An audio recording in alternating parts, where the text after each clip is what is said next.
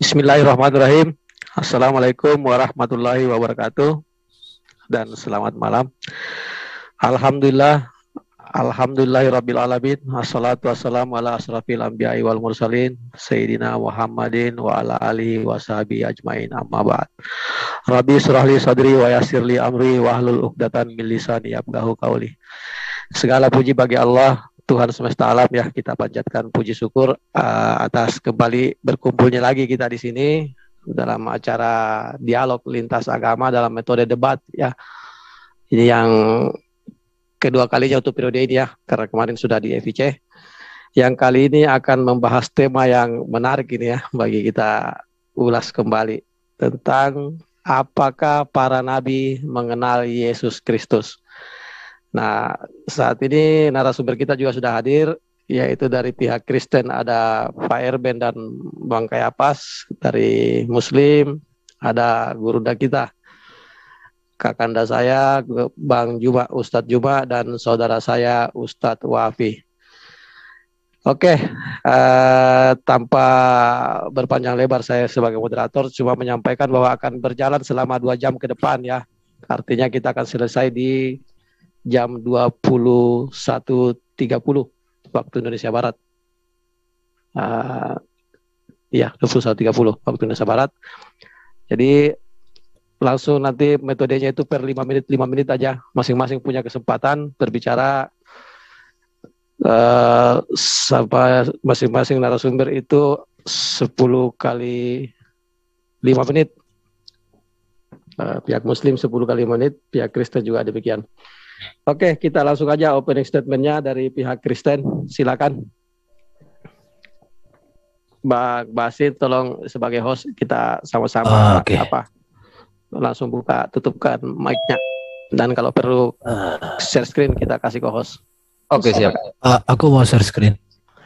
Oke, silakan Bang Erben share screen. Semoga kita bisa menjaga share screen, ya, sama-sama nanti ke depannya. Silakan dikasih ke host. Oke. Tema kita malam hari ini kan, apakah para nabi mengenal Yesus? Kemuliaan hanya kepada Allah Bapa dan Yesus dan Roh Kudus. Biarlah kiranya kuasa dari Yang Maha Tinggi memberkati semua yang ada di room dan yang ada di live YouTube dimanapun Anda berada. Oke, apakah para nabi mengenal Yesus? Saya akan awali dulu dengan posisi nabi dalam Kristen, ya. Nabi itu wakil Allah kepada manusia. Dia berbicara atas nama Allah, yaitu Bapa Yahweh, untuk kepentingan Allah, bagi kebaikan manusia. Jadi bukan untuk dirinya. Baru Allah selalu berbicara kepadanya. Jadi seorang nabi itu Allah sendiri berbicara, Allah menyatakan diri, dan Allah menyampaikan pesan itu kepada dia, untuk kepentingan Allah bagi manusia, termasuk di dalamnya menegur, mengarahkan, dan memberikan janji atau nubuatan. Makanya para nabi ini adalah wakil Allah kepada manusia. Dan seorang nabi itu di dalam Kristen itu harus diurapi oleh Allah Yahweh itu sendiri, dan dia harus mewakili Tuhan kepada manusia, ya, mewakili Tuhan, dan dia berbicara atas kepentingan Tuhan, bukan atas kepentingan dirinya. Makanya para nabi di dalam Alkitab tidak untuk dirinya, tetapi untuk umatnya dan untuk Allah yang darinya. Sekarang kita masuk kepada bagaimana untuk penting mengenal Yesus Kristus. Yang pertama yang harus dikenal adalah siapa sih Yesus ini sebelum inkarnasi. Ini dulu yang pertama. Kemudian siapa Yesus ini setelah inkarnasi, baru siapa Yesus ini setelah dia dimuliakan naik ke surga. Sebelum inkarnasi, Yesus adalah firman-Nya Bapa Yahweh itu. Tetapi dia seringkali menyatakan diri dalam rupa teofani. Setelah inkarnasi, maka firman itu hadir dalam rupa manusia. Maka di dalam inkarnasi dia adalah firman yang sekaligus adalah manusia yang sempurna. Kemudian dalam kemuliaan Yesus naik ke surga untuk mengerjakan pekerjaan yang bertujuan untuk keselamatan manusia. Sekarang saya akan menyampaikan di sini prainkarnasi, yaitu saya katakan zaman PL, ya, yaitu mulai dari Kejadian sampai Maliaki. Ini disebut dengan zaman para nabi, dan itu mulai dari Adam sampai dengan Zakaria, ayah daripada Nabi Yohanes Pembaptis, ya. Pada masa ini para nabi itu belum berjumpa dengan Yesus yang manusia, tetapi mereka menantikan kedatangan Mesias, itulah Yesus. di mana Mesias itu datang untuk menebus dan menyelamatkan Dan ini adalah janji Allah kepada seluruh umat perjanjian lama di zaman para nabi. Pada zaman ini, Yesus masih sebagai firman di dalam diri Allah yang seringkali menyatakan diri melalui teofani. Ya, nanti teofani itu apa? Nanti Bro Kaisar bisa menjelaskan. Jadi apakah para nabi di dalam konteks PL sudah berjumpa dengan Yesus yang manusia belum? Tetapi berjumpa dengan hakikat firman yang berteofani, iya. Terus firman itu inkarnasi menjadi manusia namanya Yesus Kristus, dan ini terjadi pada zaman para rasul, yaitu mulai dituliskan di dalam kitab Injil, Matius, dan Wahyu. Dan yang paling pertama memperkenalkan Yesus itu kepada umum adalah Nabi Yohanes. Jadi di dalam Alkitab, Nabi yang berjumpa dengan Yesus itu adalah Nabi di perjanjian baru, yaitu Nabi Yohanes. Dan ini berlangsung sampai dengan kisah para rasul ya, sampai dengan kehidupan para rasul. Mana kehadiran Yesus ini adalah janji Allah kepada para nabi digenapi melalui kehadiran Yesus. Maka Yesuslah Mesias yang dijanjikan Allah. Dan Yesus ini adalah inkarnasi. Kemudian di dalam kemanusiaan Yesus, maka Yesus ini adalah manusia yang kudus, sempurna, dan mulia. Ya, dia tidak berdosa, bahkan diberikan Allah kuasa untuk mengampuni dosa. Yesus sempurna dalam ajarannya, dalam etika, dalam moral, dan dalam seluruh perbuatannya.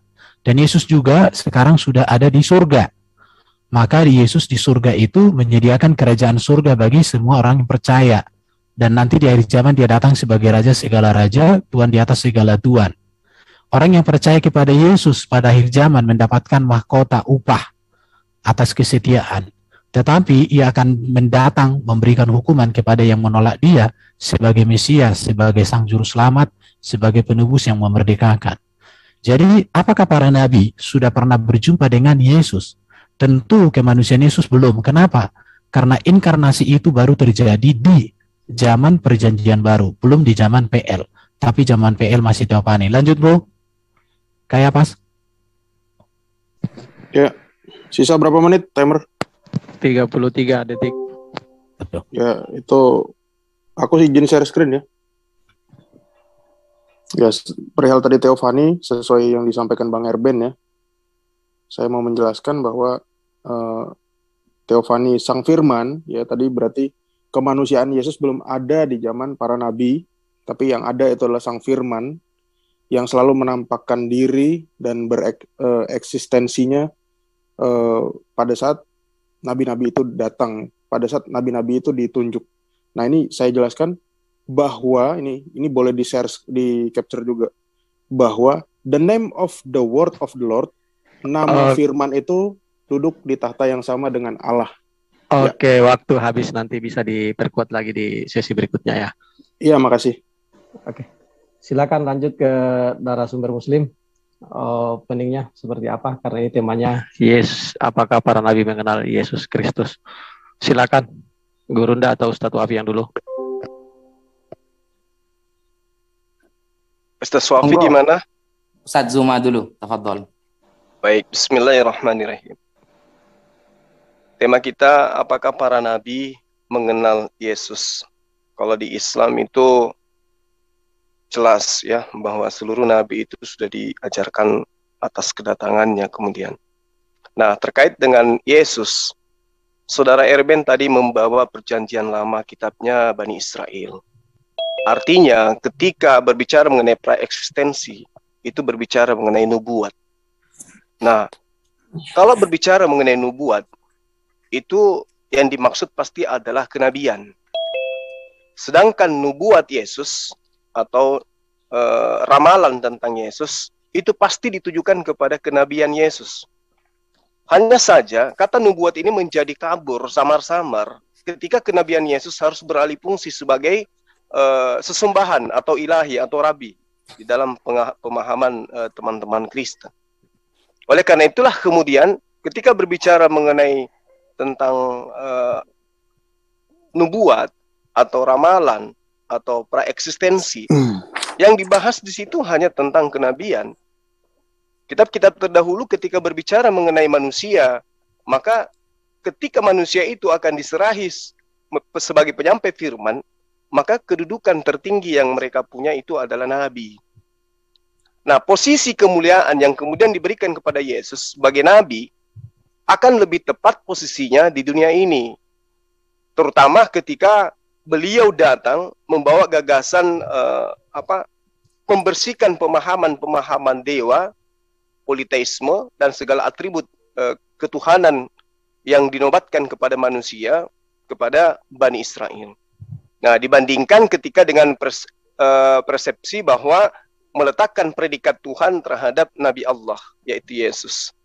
Jadi ketika dibicarakan bahwa apakah nabi-nabi terdahulu mengenal Yesus, ya dikenal sebagai manusia, sebagai utusan, bahwa akan datangnya. Tapi ketika ditanyakan apakah mereka mengenal secara mendetail, tidak.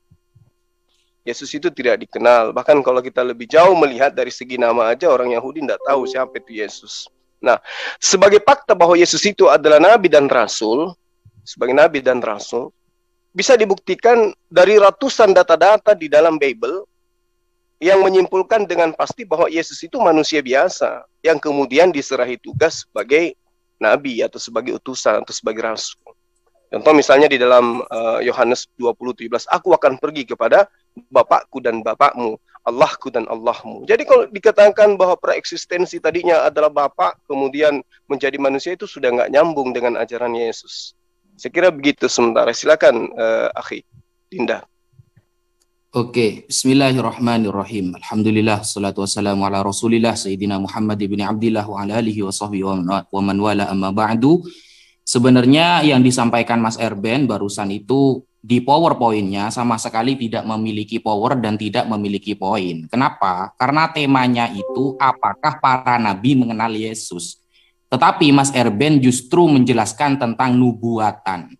Sebenarnya itu belum sama sekali menyentuh sedikit pun dengan tema yang kita bahas pada malam hari ini. Kalau nanti kita akan melari kepada nubuatan, maka seharusnya Mas Erben menyebutkan ayatnya di dalam PL. Mana ayat yang menunjukkan bahwa Yesus akan menjadi Tuhan yang dilahirkan dari rahim seorang perempuan yang bernama Maria di PL. Sehingga ketika kita sudah memahami tentang ayat-ayat nubuatan tersebut, maka sudah jelas bagi kita, Yesus itu tidak pernah diakui sebagai Tuhan yang akan lahir, itu tidak ada. Bahkan nabi siapa yang mengenal Yesus di PL itu nabi siapa? Kalau kata Bang Zuma barusan, oke lah, memang ada yang mengenal, tapi benar kata Bang Zuma, tidak mendetail. Dan itu pun kenal sebagai apa? Sebagai sahabat, atau sebagai pacar, atau ta'arufan saja, kan kita tidak tahu. Karena ayat-ayatnya tidak ada.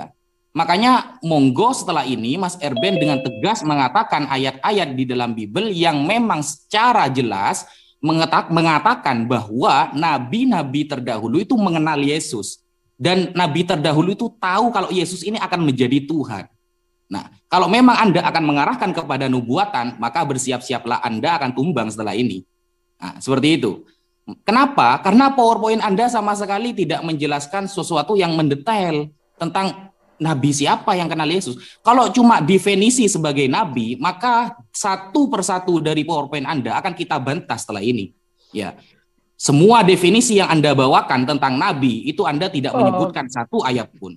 Begitu. Oke, waktu habis Ustadz. Oke.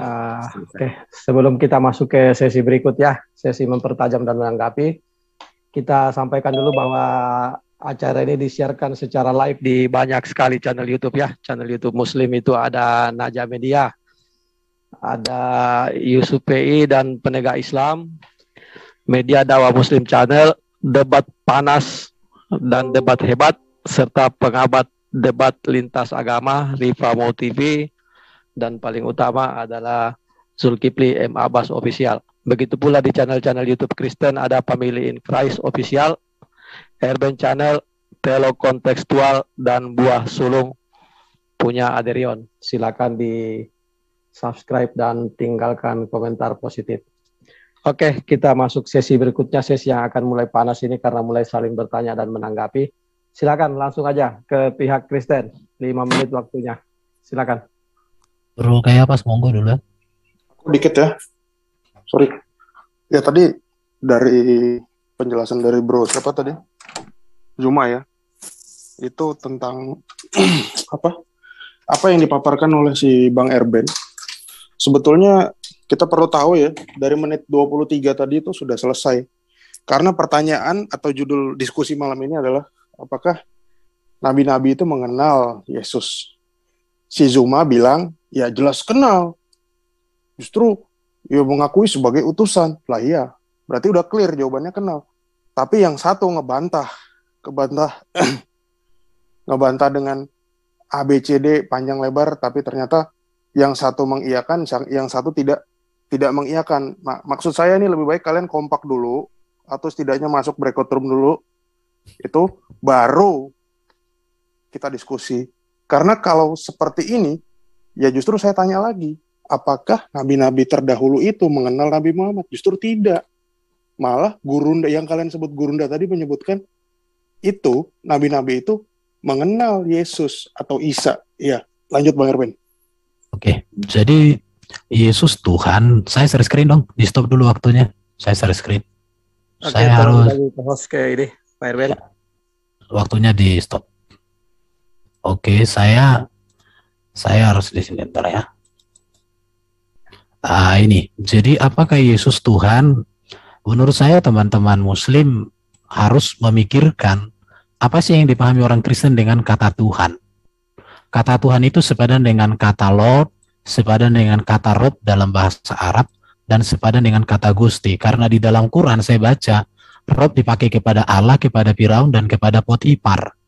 Dan di dalam Alkitab juga, Tuhan dipakai kepada Allah Bapa di surga, kepada Yesus, dan kepada jenaka juga dipakai. Dalam konteksnya ya, Tuhan ini dipakai juga kepada seorang tuan atau raja. Jadi sebenarnya teman-teman yang tidak mengerti makna kata Tuhan untuk Yesus di dalam konteks Kristen, betul bahwa Yesus juga dinubuatkan sebagai seorang nabi.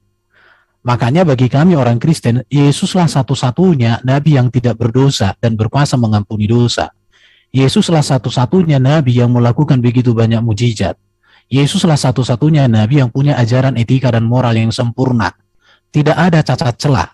Makanya guru etika dan moral di dunia ini berpedoman kepada Yesus, bukan yang setelah Yesus. Yesuslah satu-satunya nabi yang bangkit dari kematian, dimuliakan oleh Bapa di surga dan naik ke surga untuk menyediakan surga. Yesus satu-satunya nabi yang datang di hari zaman menjadi raja segala raja. Jadi ketuhanan Yesus itu berbicara kemesiasan Yesus. Ketuhanan Yesus itu berbicara tentang bahwa dia berkuasa di bumi di surga. Dia berkuasa atas maut. Dia berkuasa atas iblis. Makanya Yesus ketika digoda tidak jatuh. Ketika dia mati dia bangkit. Itu bukti berkuasa itu. Kalau dikatakan Yesus manusia biasa, kalian klaim bahwa Yesus itu adalah Isa. Manusia biasa manakah yang bisa hidup di langit sana diangkat hidup-hidup dalam konteks Muslim? Karena setahu saya di dalam Quran, barangkali tidak ada manusia yang diangkat hidup-hidup seperti Isa, digantikan, dan lain sebagainya. Apakah kita layak mengatakan bahwa Yesus ini manusia biasa, sedangkan dia bisa hidup di langit sana, di awan-awan sana? Sementara kan kalau kepada Nabi Muhammad, Nabi kalian itu, sampai hari ini tidak ada jejaknya bahwa dia diangkat ke langit. Itu menurut saya. Baru tidak ada orang Kristen mengatakan bahwa Yesus sebelum manusia, dia adalah Bapa. Ini pelintiran dari saudara Juma. Saya mengatakan Yesus sebelum inkarnasi, dia adalah firman Allah yang kekal di dalam diri Allah, yang olehnya Allah menciptakan segala sesuatu. Di situ. Jadi Nabi kok jadi Tuhan? Tuhan di dalam konteks Kristen, ini harus dipahami ya, ini berbicara gelar kepenguasaan.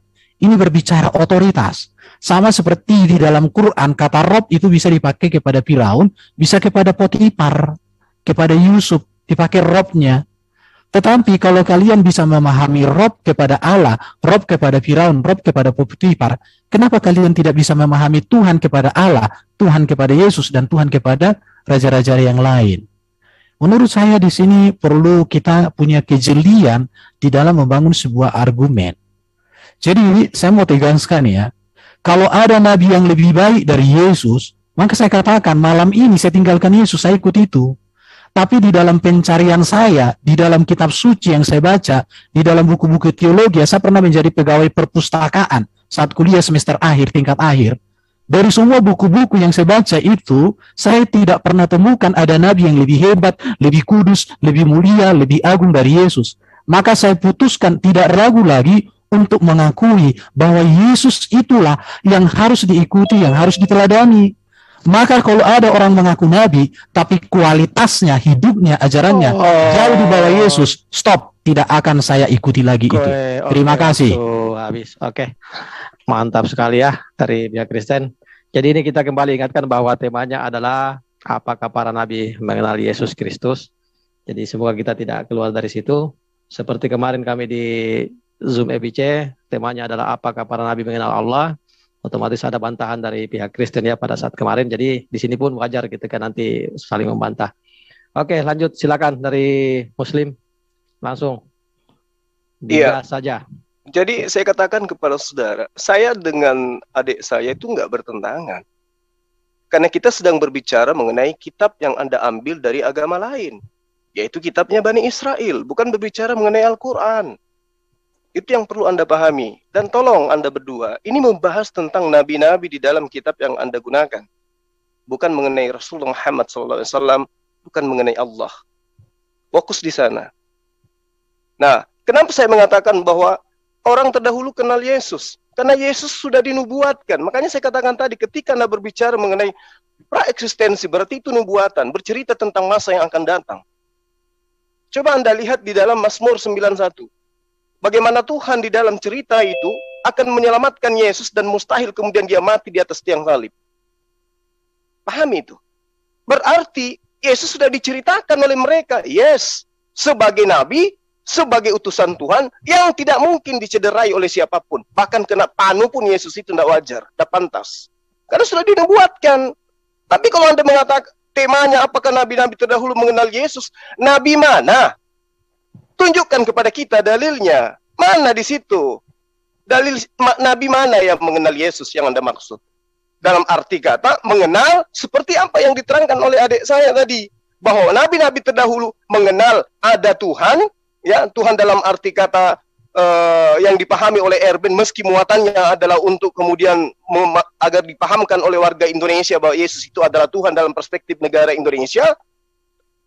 Tidak akan pernah ada sosok manusia yang mengatakan bahwa nabi, bahwa Tuhan pencipta dan bumi itu nuzul menjadi manusia, dibunuh oleh manusia. Itu poinnya. Ini yang sedang kita gali.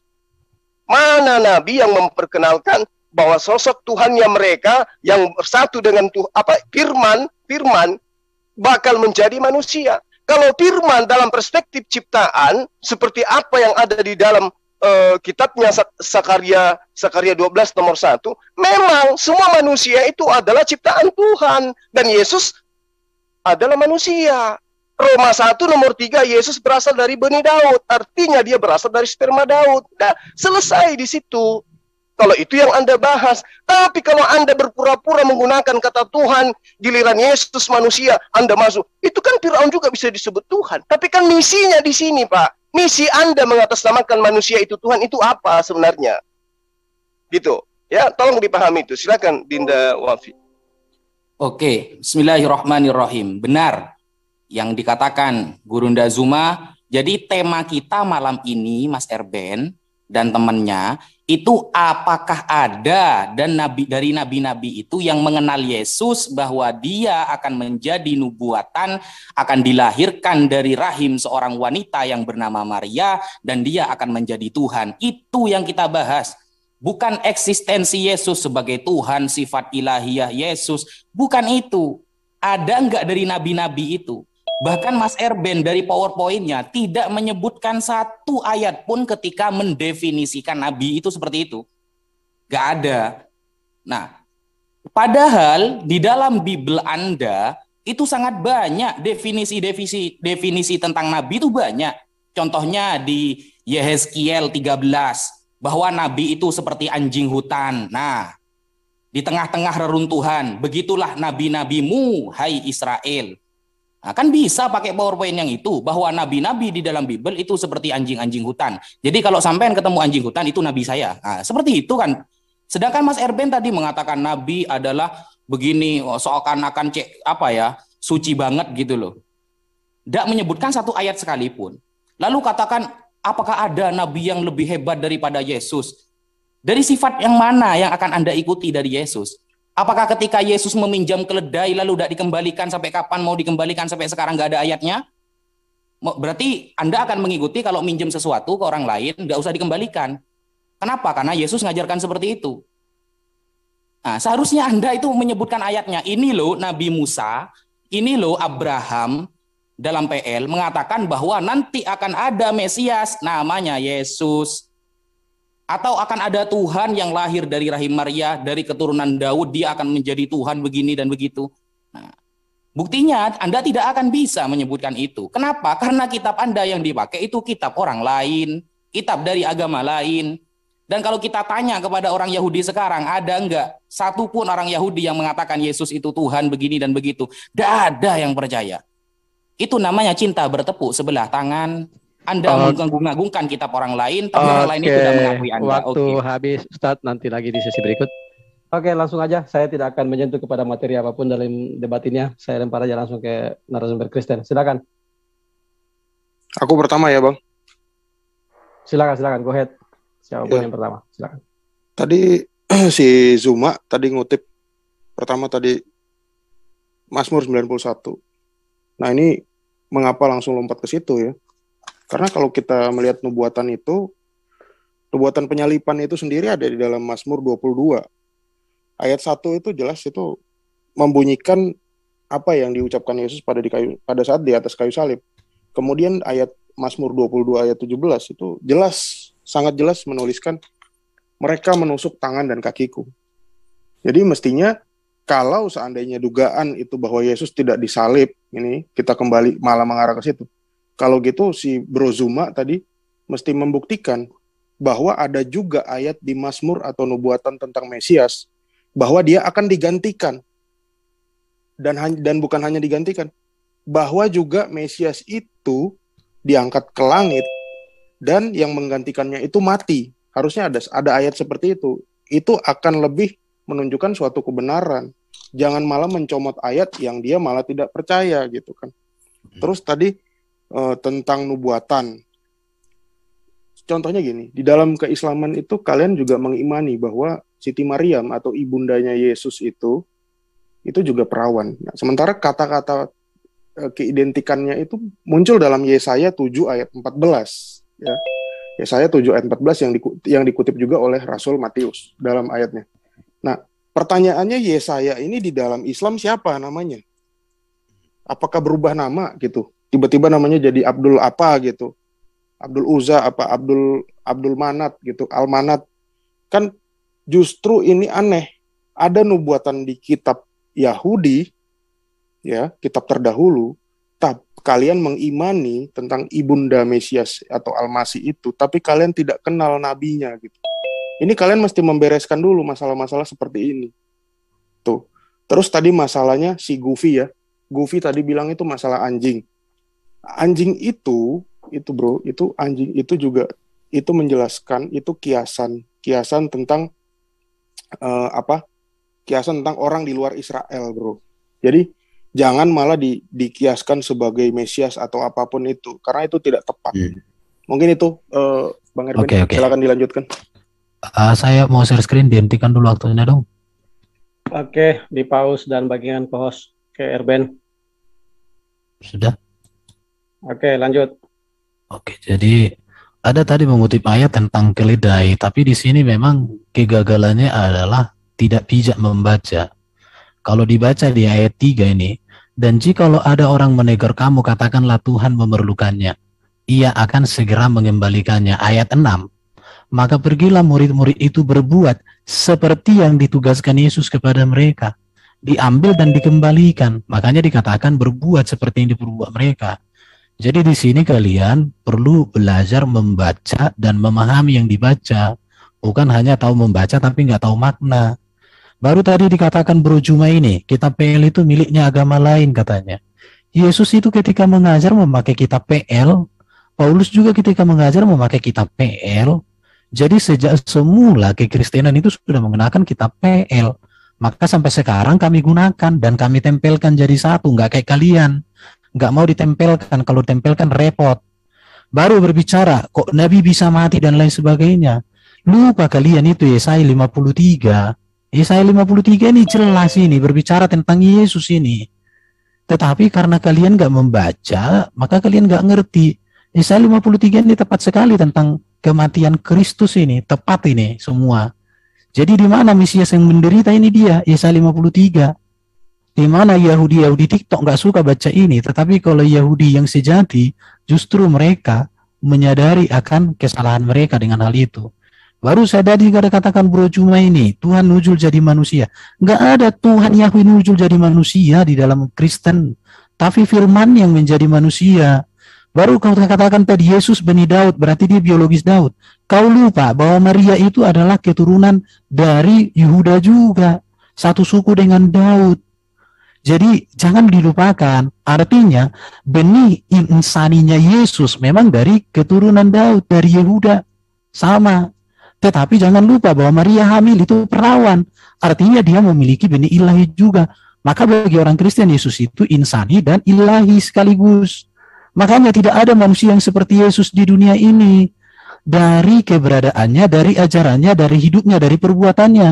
Maka karena itu tidak ada orang Kristen meragukan Yesus dalam hidup ini sebagai juru selamat, sebagai penguasa, sebagai penebus. Jadi artinya gini, setiap komentar-komentar kalian itu menunjukkan bahwa kalian tak mengerti. Sekarang aku tanya sama kalian, apakah Isa sama dengan Yesus yang dikenal oleh Nabi Muhammad? Apakah Nabi Muhammad pernah berjumpa dengan Isa? Ketika mereka berjumpa memakai bahasa apa? Kok bisa Isa di dalam Quran kalian itu berbahasa Arab? Padahal Isa itu kan, kalau kita tahu itu kan bangsa Arab, apa bangsa Israel. Di mana Muhammad jumpa, di mana Allah jumpa dengan Isa? Kok bisa mereka berbahasa Arab itu? Coba kalian jelaskan dulu itu. Itu yang harus kalian. Kalau memang Muhammad pernah jumpa Isa, bahasanya apa? Jelaskan. Oke, waktu habis. Interupsi, Sorry. moderator, bisa nggak waktunya ditambah 1 menit, jadi 6 menit. Oke, kita tambah Terlalu waktunya. sempit, ya. Oke, kita tambah waktunya. Bang Thalib dibikin 6 menit. Jadi nanti dikurangi aja sesinya, berarti tinggal masing-masing punya kesempatan 6 kali lagi. Kayaknya, bentar. Ini kami berapa kali nih? Sama-sama. Sama-sama ini Bang Erben sudah yang kedua kali untuk sesi tanya jawab ya, sesi yang ketiga kali dengan opening tadi. Ini masuk yang ketiga Muslim. Muslim kayaknya. Maksud aku kan Muslim yang ketiga, masih 5 menit lah, baru nanti mulai dengan 6 menit. Oke, betul. Ya, kita 5 menit dulu, nanti pas Oke. Ya, 5 menit dulu, nanti masuk di sesinya pihak Kristen. Tolong Bang Thalib Oke, silakan lanjut. Kita kembalikan ke tema. Silakan. Birudah, Ustaz Ari. Baik. Jadi kita sama sekali tidak menemukan apa yang menjadi sasaran tema kita. Ya, kita digiring membahas tentang sesuatu yang menjauh dari tema. Jadi ketika saya membawa Mazmur 91, itu nubuatan tentang Yesus berdasarkan kitab Anda. Baca di dalam Matius 4 nomor 6. Kalau engkau adalah anak Theos, jatuhkan dirimu ke bawah, sebab ada tertulis mengenai engkau bahwa Tuhan akan memerintahkan malaikat-malaikatnya dan mereka akan menatang engkau di atas tangannya supaya kakimu jangan terantuk kepada batu. Ini tertulis di mana? Di Mazmur 91. Dan ternyata di Mazmur 91 itu jelas Yesus itu kena panu pun tidak akan mungkin. Coba Anda baca dari data nomor 1 sampai nomor 16. Apa yang diterangkan tentang anak Tuhan yang akan dijadikan sebagai dasar pijakan untuk menaungi anak Tuhan. Siapa itu? Yesus. Berarti tidak ada kecelakaan bagi Yesus. Tidak ada salib bagi Yesus, tidak ada. Apalagi sampai ditusuk, ditampar, apalagi lari kepada Yesaya 53 tadi. Tidak ada. Yesaya 53 justru mengatakan, engkau akan melihat anak keturunanmu. Berarti Anda mau mengakui bahwa betul Yesus itu punya istri bernama Maria dan punya anak keturunan. Anda mau akui itu. Engkau akan bertumbuh di hadapan Tuhan. Berarti Anda mengakui Tuhan Anda tumbuh di depan Tuhan. Kan gitu ya. Terus kemudian ketika Anda mengatakan harusnya ada nubuatan tentang Yesus juga akan diselamatkan, akan ada orang yang menggantikan dia. Ada kawan. Amsal 21 nomor 18. Itu nubuatan untuk Yesus. Orang fasik dipakai sebagai tebusan bagi orang yang benar. Dan pengkhianat sebagai ganti orang yang jujur. Yesus jujur kata Anda. Kemudian Yudas pengkhianat. Benar tidak kalau ini adalah harus menggenapi apa yang terjadi terhadap Yesus? Yesus orang baik. Dia jujur. Dia nggak pernah berdusta. Meski dia mengatakan, pada hari ini juga engkau akan bersama aku di Firdaus. Tapi faktanya, kena prank itu orang yang di sampingnya, tidak ke Firdaus juga hari itu. Bahkan dia masih muter-muter 40 hari. Jadi itu namanya pembohong namanya itu ya. Lalu kemudian ketika Anda mengatakan, apa tadi, Yesus gunakan PL. Ya wakil orang Yahudi. Lah ente orang mana? Yesus memang kitabnya itu. Diceritakan di kitab Anda pada hari Sabat, beliau selalu di tempat kelahirannya masuk ke dalam bait suci, membacakan apa? Membacakan kitabnya, bukan perjanjian baru, bukan kitab Anda yang buatan orang Yunani itu, bukan. Ya Anda harus paham itu. Kembali kepada tema dong. Nabi mana yang bercerita tentang Yesus? Silakan Dinda Wafi. Iya, tadi ada sempat teman kita ya dari kalangan Kristen yang mulai bertakiyah ya, ketika kita membahas tentang Yesus meminjam keledai lalu tidak dikembalikan. Nah, padahal yang dilakukan murid-murid Yesus itu pergi mau minjem keledainya. Karena pengembaliannya masih segera, belum itu. Kemudian apalagi tadi? Masalah nabi ya, nabi-nabi yang seperti anjing-anjing hutan itu. Tadi saudara kita ini mengatakan itu dari bangsa lain katanya. Loh, coba Anda baca satu perikop itu. Itu jelas Nabi Israel maksudnya, bukan nabi dari bangsa Israel. Makanya, hai nabi-nabimu, hai Israel. Itu Nabi Israel itu. Jadi, kalau nanti dikembalikan kepada Yesaya 53, ya tambah jelas lagi. Yesaya 53 itu coba kamu baca itu satu perikopnya itu. Di sana justru betul kata Bang Zuma barusan, kata Gurunda Zuma. Berarti Yesus menikah dong, punya keturunan. Kemudian di Yesaya 53 butir 2-nya, berarti Yesus itu tumbuh di hadapan manusia, jelek berarti. Nah, gak bagus. Kemudian Yesaya 53 yang butir 10, tetapi Tuhan berkehendak meremukkan dia dengan kesakitan. Apabila ia menyerahkan dirinya sebagai korban penebus salah, ia akan melihat keturunannya, umurnya akan lanjut dan kehendak Tuhan akan terlaksana olehnya. Loh, masa Tuhan mengikuti kehendak Tuhan? Berarti ada Tuhan senior, ada Tuhan junior berarti. Ini Tuhan gimana kok main-main Tuhannya ini? Nah, kemudian sebenarnya perdebatan kita, diskusi kita malam ini, adakah nabi-nabi yang kenal sama Yesus? Itu temanya Mas Erben. Ada enggak? Sampai tampilkan ayatnya dan sampai ungkapkan literasinya. Ada enggak nabi-nabi yang kenal sama Yesus bahwa dia itu akan menjadi Tuhan? Bukannya di Matius sudah dijelaskan bahwa Musa dan Elia pernah ketemu Yesus? Ada enggak pembicaraannya? Kalau memang saat itu kenal, kenapa Musa dari dulu? Oke, Ustaz, waktu habis. Oke, kita riset waktunya ke 6 menit ya. 6 menit Bang Talib. Jadi masing-masing punya kesempatan ini 5 menit lagi ya. 5 kali sebelum masuk sesi closing statement. Masing-masing punya kesempatan 5 kali 6 menit. Oke, langsung saja ke pihak Kristen ditanggapi dan langsung ditanggapi aja Bang Erwin. Silakan. Duluan ya bro, duluan. Ya kok tadi tentang tadi si Zuma ngutip Amsal lagi, aduh. Amsal ini di Islam ini kalau dia percaya Amsal, artinya dia harus sepenuhnya beriman kepada Amsal ya. Di Islam ini Amsal ini masuk kitab apa gitu? Kitab Taurat kah, Zabur atau apa gitu. Terus 21 ayat 18 itu tadi ayat yang dia kutip itu juga itu sangat amat tidak nyambung ya, karena didasarkan tadi pada orang yang disalib di sebelah Yesus. Orang yang disalib sebelah Yesus itulah yang disebutkan di dalam di dalam Efesus 4 ayat 8. Makanya Yesus itu dia ke dunia orang mati untuk menebus orang-orang yang di perjanjian lama itu naik ke tempat yang tinggi. Kita baca Efesus 4 ayat 8. Tatkala ia naik ke tempat yang tinggi, ia membawa tawanan-tawanan, ia memberikan pemberian-pemberian kepada manusia. Nah, itu yang dikutip dari Mazmur 67 ayat 19. Gitu. Makanya jangan langsung lompat-lompat ke 91 gitu kalau tidak mengerti nubuatannya. Karena kalau kita berasumsi liar seperti si Zuma dan si temannya tadi, jadinya kita kebingungan sendiri, cuma bermain kata-kata doang. Dia tidak mengimani ayat kitab suci yang kita pegang, terus hanya berkutat kepada pengertiannya sendiri. Kalau seandainya taruhlah pengertian kalian benar ya, kalau gitu kalian mesti tunjukkan di mana salah satu rasul atau hawariun itu yang beragama Islam, atau warisannya orang-orang yang percaya dengan ajaran hawariun itu juga percaya dengan Nabi Muhammad. Buktinya kan nggak ada sampai sekarang. Ajaran kalian tuh agama baru. Kalau kekristenan itu bukan agama baru. Karena apa? Karena dia menggenapi apa yang udah diimani oleh nabi-nabi sebelumnya. Yesus itu tidak membawa agama, tapi dia menggenapi apa yang diajarkan Tuhan setelah apa yang dinubuatkan oleh nabi-nabi dan diajarkan oleh Tuhan. Setelah era nabi-nabi itu selesai, nabi apa yang paling besar? Itulah Yohanes Pembaptis. Karena itulah disebut nabi yang paling besar. Nah, anehnya Yohanes Pembaptis ini muncul di dalam keislaman, tapi fungsinya saya nggak ngerti sebagai apa.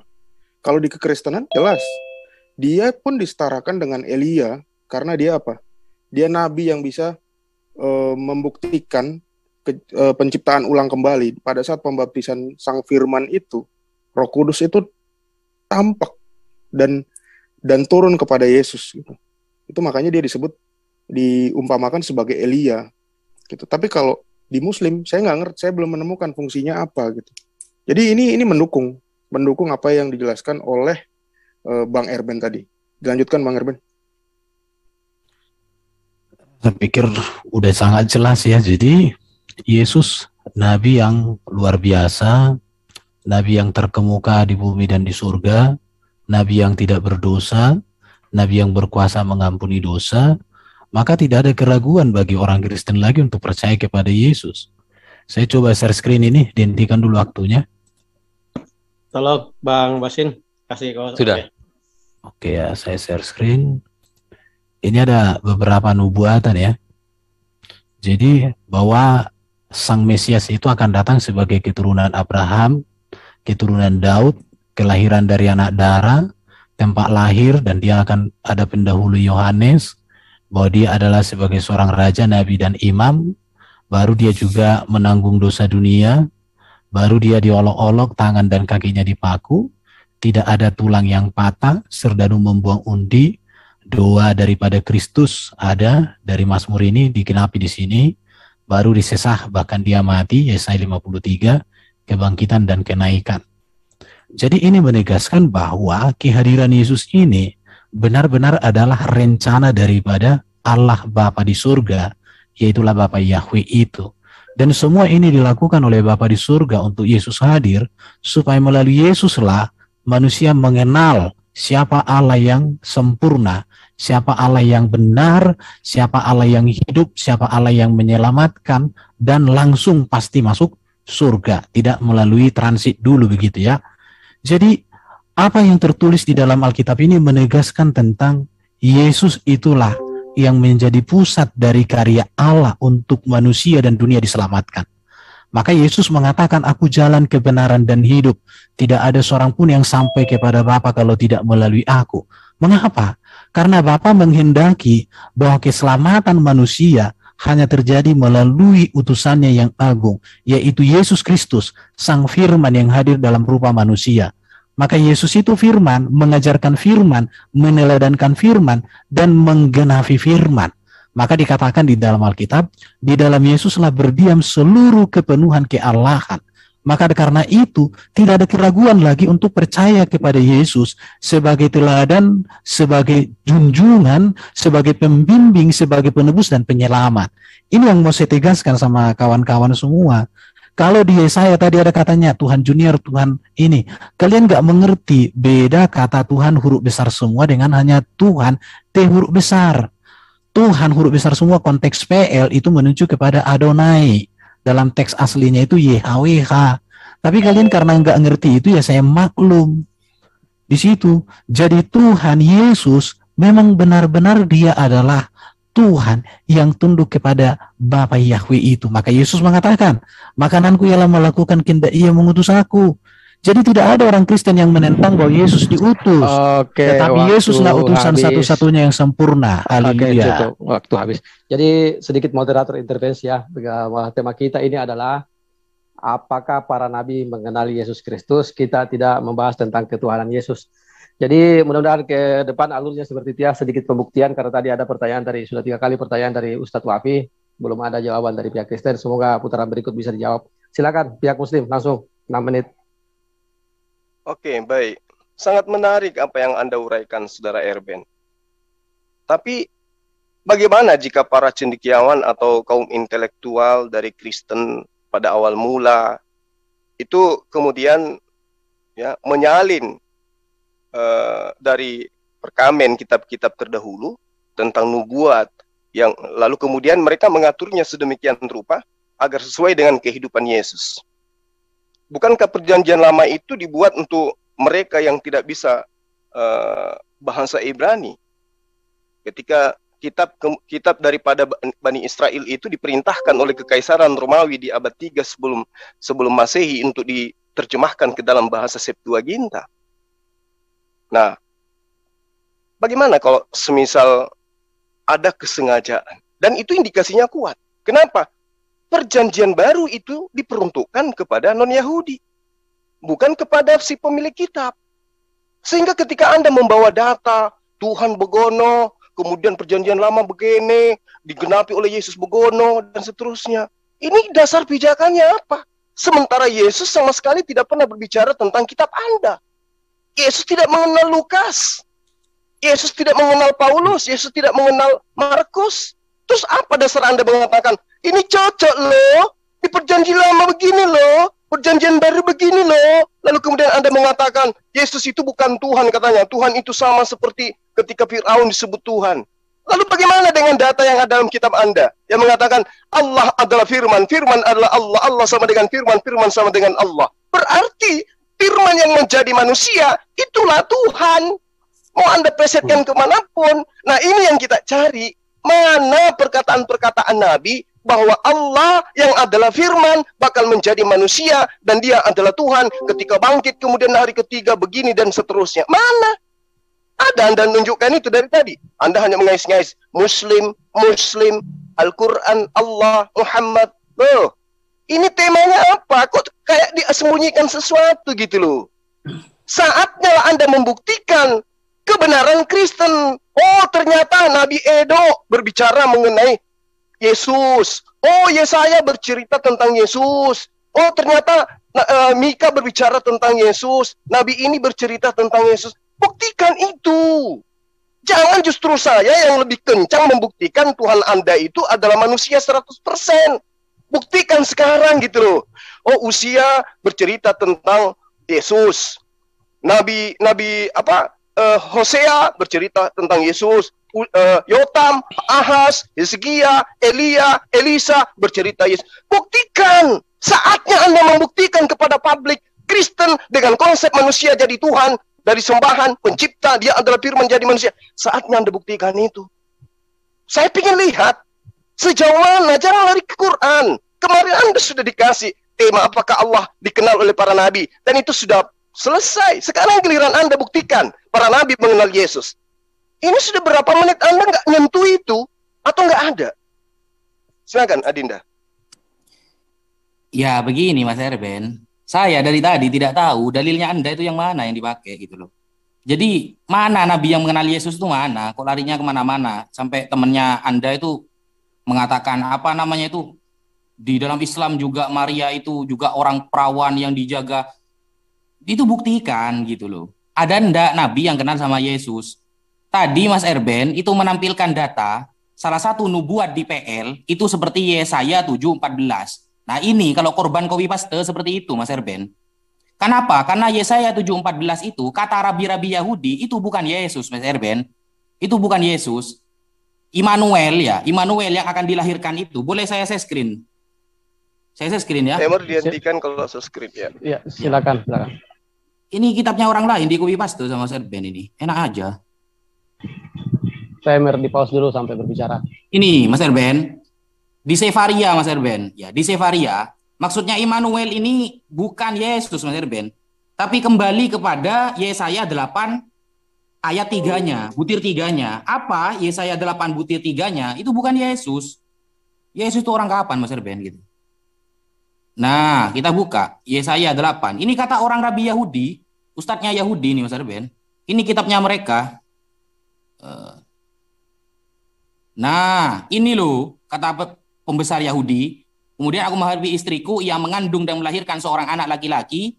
Lalu berfirman Tuhan kepadaku, namailah dia Maher Salal Hasbas ini Mas Ebel. Panjang banget namanya, sekecamatan ini. Bukan Yesus, tidak ada Yesus itu di PL itu. Kata-kata Yesus sudah ada Mas Ebel. Jadi jangan copy paste kitab orang lain lah gitu.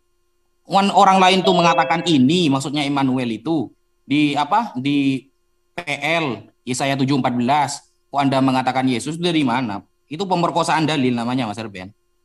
Nah, gitu loh. Jadi sudahlah, jangan maksakan gitu. Kalau sudah tidak tahu gitu. Jangan lari-lari ke Islam lah. Apalagi dikatakan Maria perawan. Sampean coba lihat di Yunaninya, ya di Yunaninya kata-kata perawan Maria itu apa? Parthenos kan? Parthenos itu artinya apa Mas Erben? Bukan perawan itu gadis muda. Jadi yang perawan dan yang enggak itu bisa dikatakan Parthenos. Oke, Ustadz Wafi, sepertinya waktu habis. Timer tolong di-reset ke 6 menit kayaknya Bang tadi Erben, ini. aku ambil 60% waktunya ya. Tolong di-set waktu 6 menit. Sabar dulu. Timer. Ya oke. Langsung aja kita ingatkan sedikit ya bahwa mohon sekiranya ada dari pihak Kristen memberikan tanggapan mengenai nabi mana sih yang mengenal Yesus. Kalau ada dalilnya silakan lanjut. Halo, Bang Erben. Iya, monggo. Ya. Tadi udah berulang kali saya jelasin ya. Nabi mana?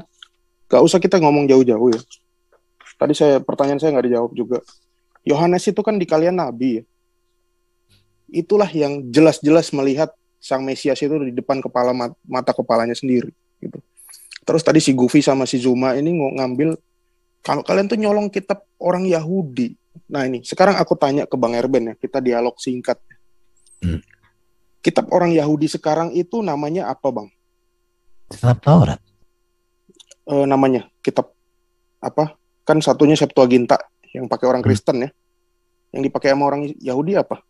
Jelaskan aja bro, langsung ya. Supaya nggak tersita waktu. Orang Yahudi itu kitab Masoret namanya. Yang kalian comot-comot tadi itu berbahasa Ibrani itu kitab Masoret. Pertanyaannya, kalau kitab yang sama dipakai oleh Yesus dan para rasul kami ya, itu adalah kitab yang sama, kenapa mereka bikin kitab Masoret setelah eranya Islam baru ada? Justru kitab Septuaginta ini jauh 300 tahun sebelum Masehi ya. Nah, ini suatu keanehan. Artinya ada nubuatan-nubuatan yang mau dihilangkan. Salah satunya tadi udah disebutkan sama si Zuma bahwa Yesus itu nggak ada di dalam pandangan orang Yahudi. Tapi anehnya di dalam pandangan orang Islam ada. Dan kalian bangga mencomot-comot kitabnya orang Yahudi yang disebut Masoret itu. Gitu. Orang Yahudi kata kalian tidak memakai bahasa Ibrani. Sekarang orang Yahudi itu ibadahnya di mana? Nah, aku tanya ke Bang Erben, tempat ibadah orang Yahudi itu apa namanya? Seharusnya di Bait Allah kalau mereka kan. Enggak, yang sekarang Bang. Sekarang di sinagog, tapi sinagognya pun gimana itu? Sinagog itu bahasa apa? Iya. Bahasa apa sinagog itu? Itu bahasa Yunani, bukan bahasa Ibrani. Mereka memakai istilah Yahudi Ortodoks. Ortodoks itu bahasa Ibrani, bukan. Ortodoks itu bahasa Yunani. Mereka memakai istilah Metatron. Metatron itu bahasa Yunani, Metatronos. Itu sudah menggebuk kepala mereka sendiri gitu. Terus nabi mana yang menjelaskan tentang Yesus? Ya, Yesus ini bagi kami, seperti yang dijelaskan oleh Bang Erben, dia adalah Tuhan dan Allah.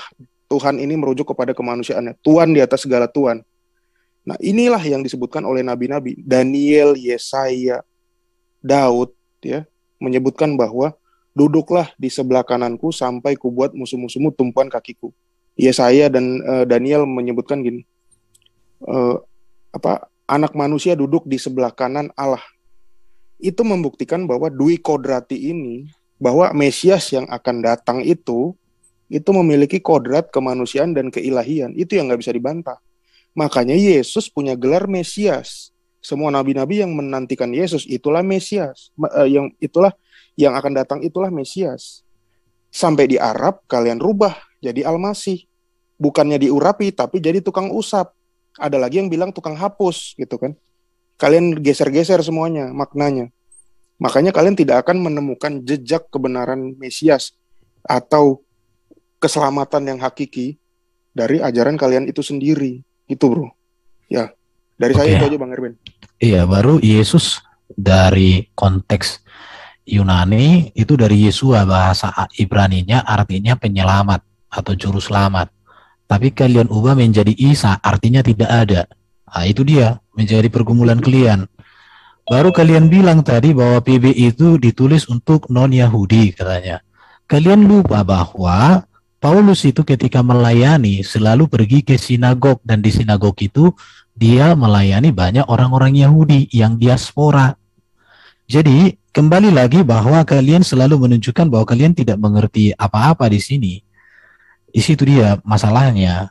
Bahkan tadi kita tanya tadi, kapan Muhammad ketemu sama Isa, sama Yesus, atau Allah SWT jumpa dengan Isa, pakai bahasa apa mereka, apa yang mereka bahas, kalian nggak jawab juga.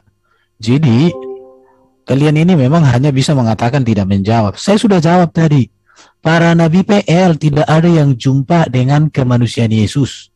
Karena Yesus baru hadir menjadi manusia dari rahim Maria. Rahim Maria itu dikandung sekitar tahun 5 sebelum Masehi. Sementara Adam sampai dengan Zakaria itu sudah hidup sebelum itu.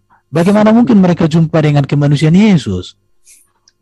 Jadi di sini kalian kembali menunjukkan bahwa kalian gak ngerti sejarah. Aku heran juga lihat kalian itu.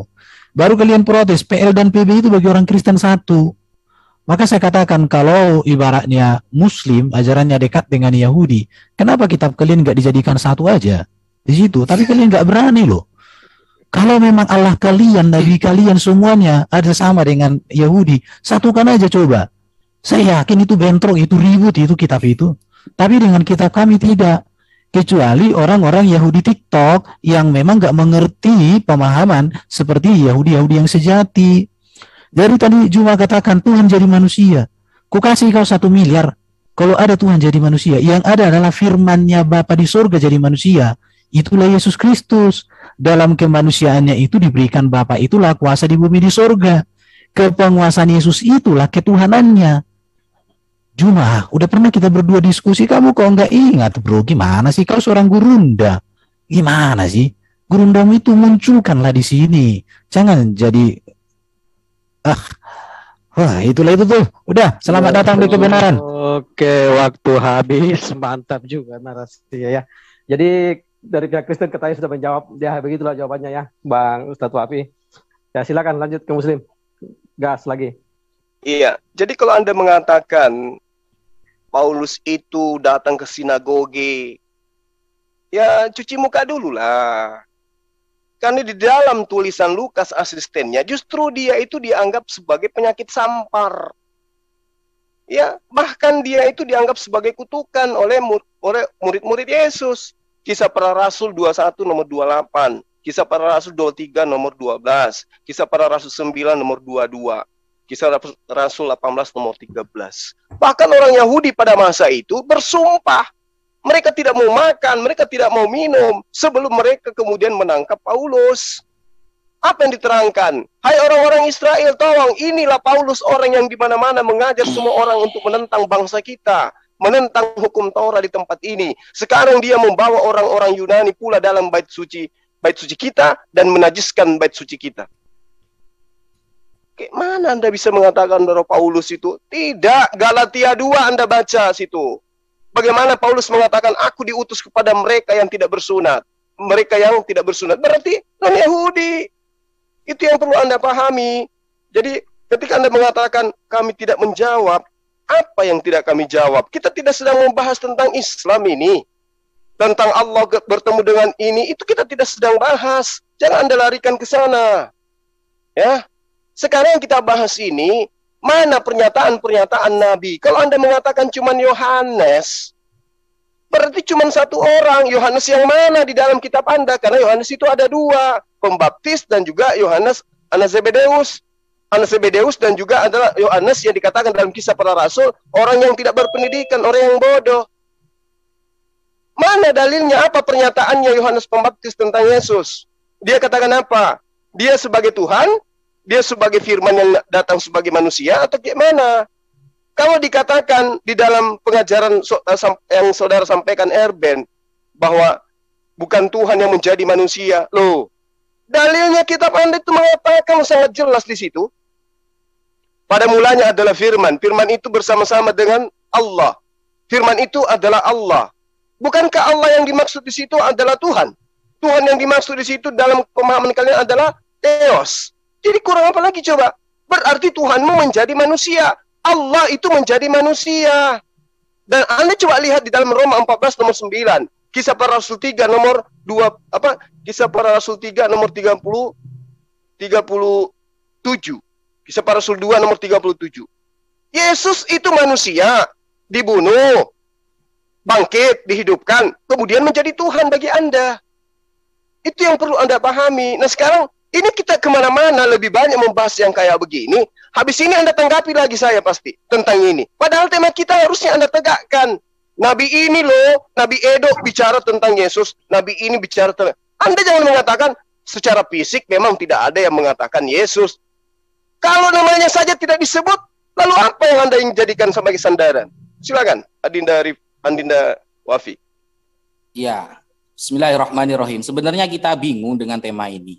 Karena kalau Mas Erben mengatakan tidak ada satupun nabi di PL yang bertemu jasad Yesus karena Yesus baru lahir ya di PB.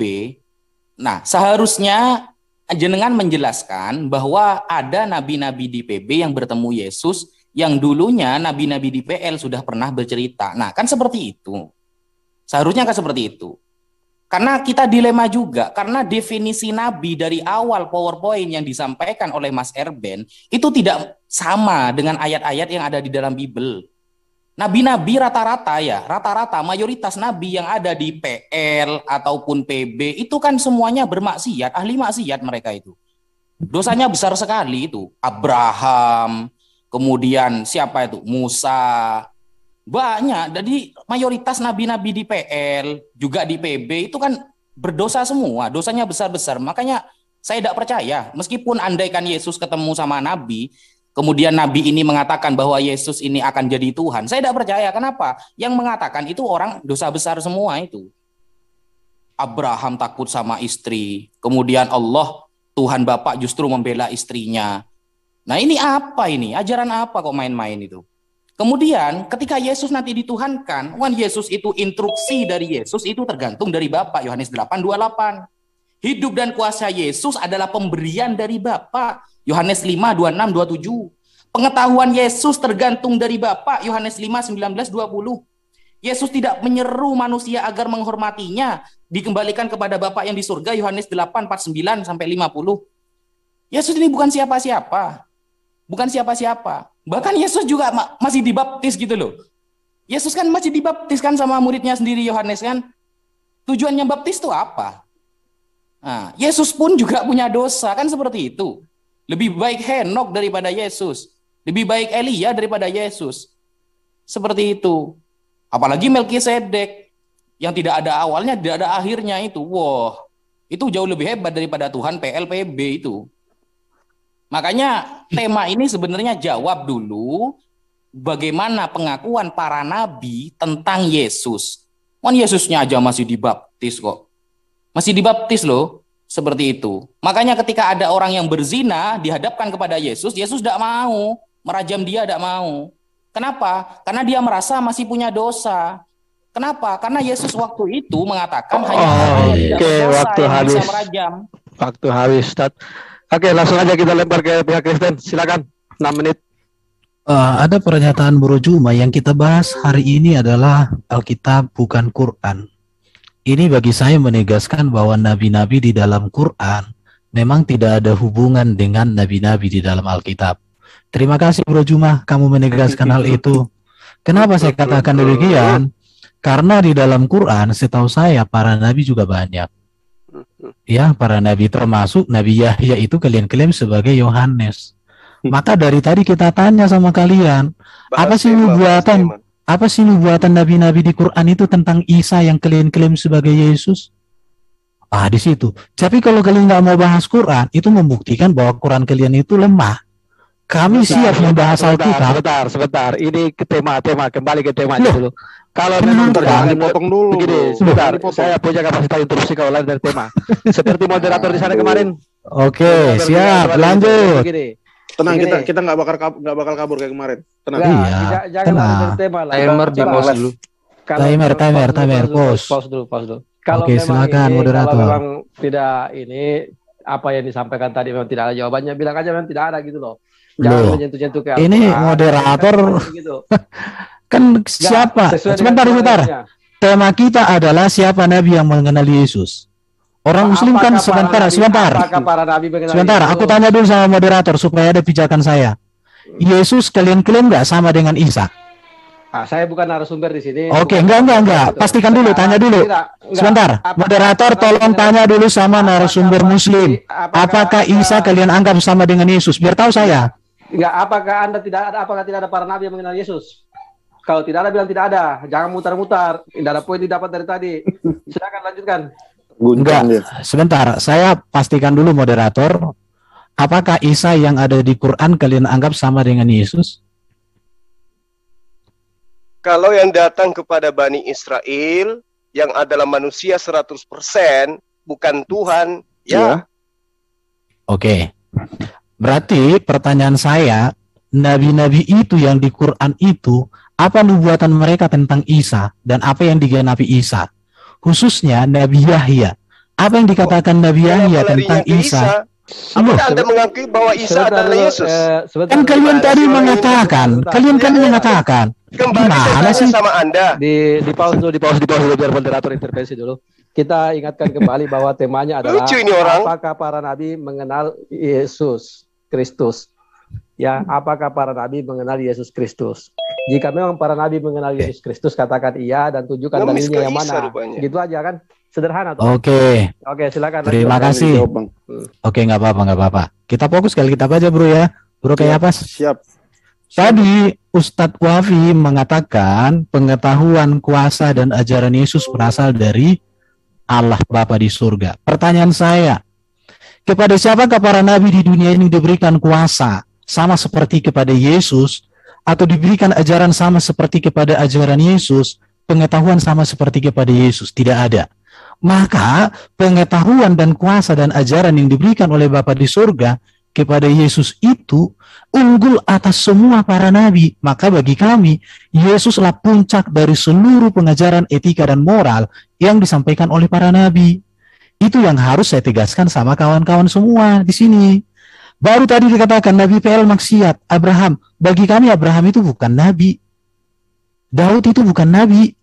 Salomo itu bukan nabi, itu raja jabatannya. Nabi itu Samuel. Samuel itu nggak ada maksiat Samuel. Yesaya nggak ada maksiat Yesaya. Musa nggak ada maksiat Musa. Jadi artinya di sini premis kalian tentang nabi itu dengan Kristen itu berbeda banget.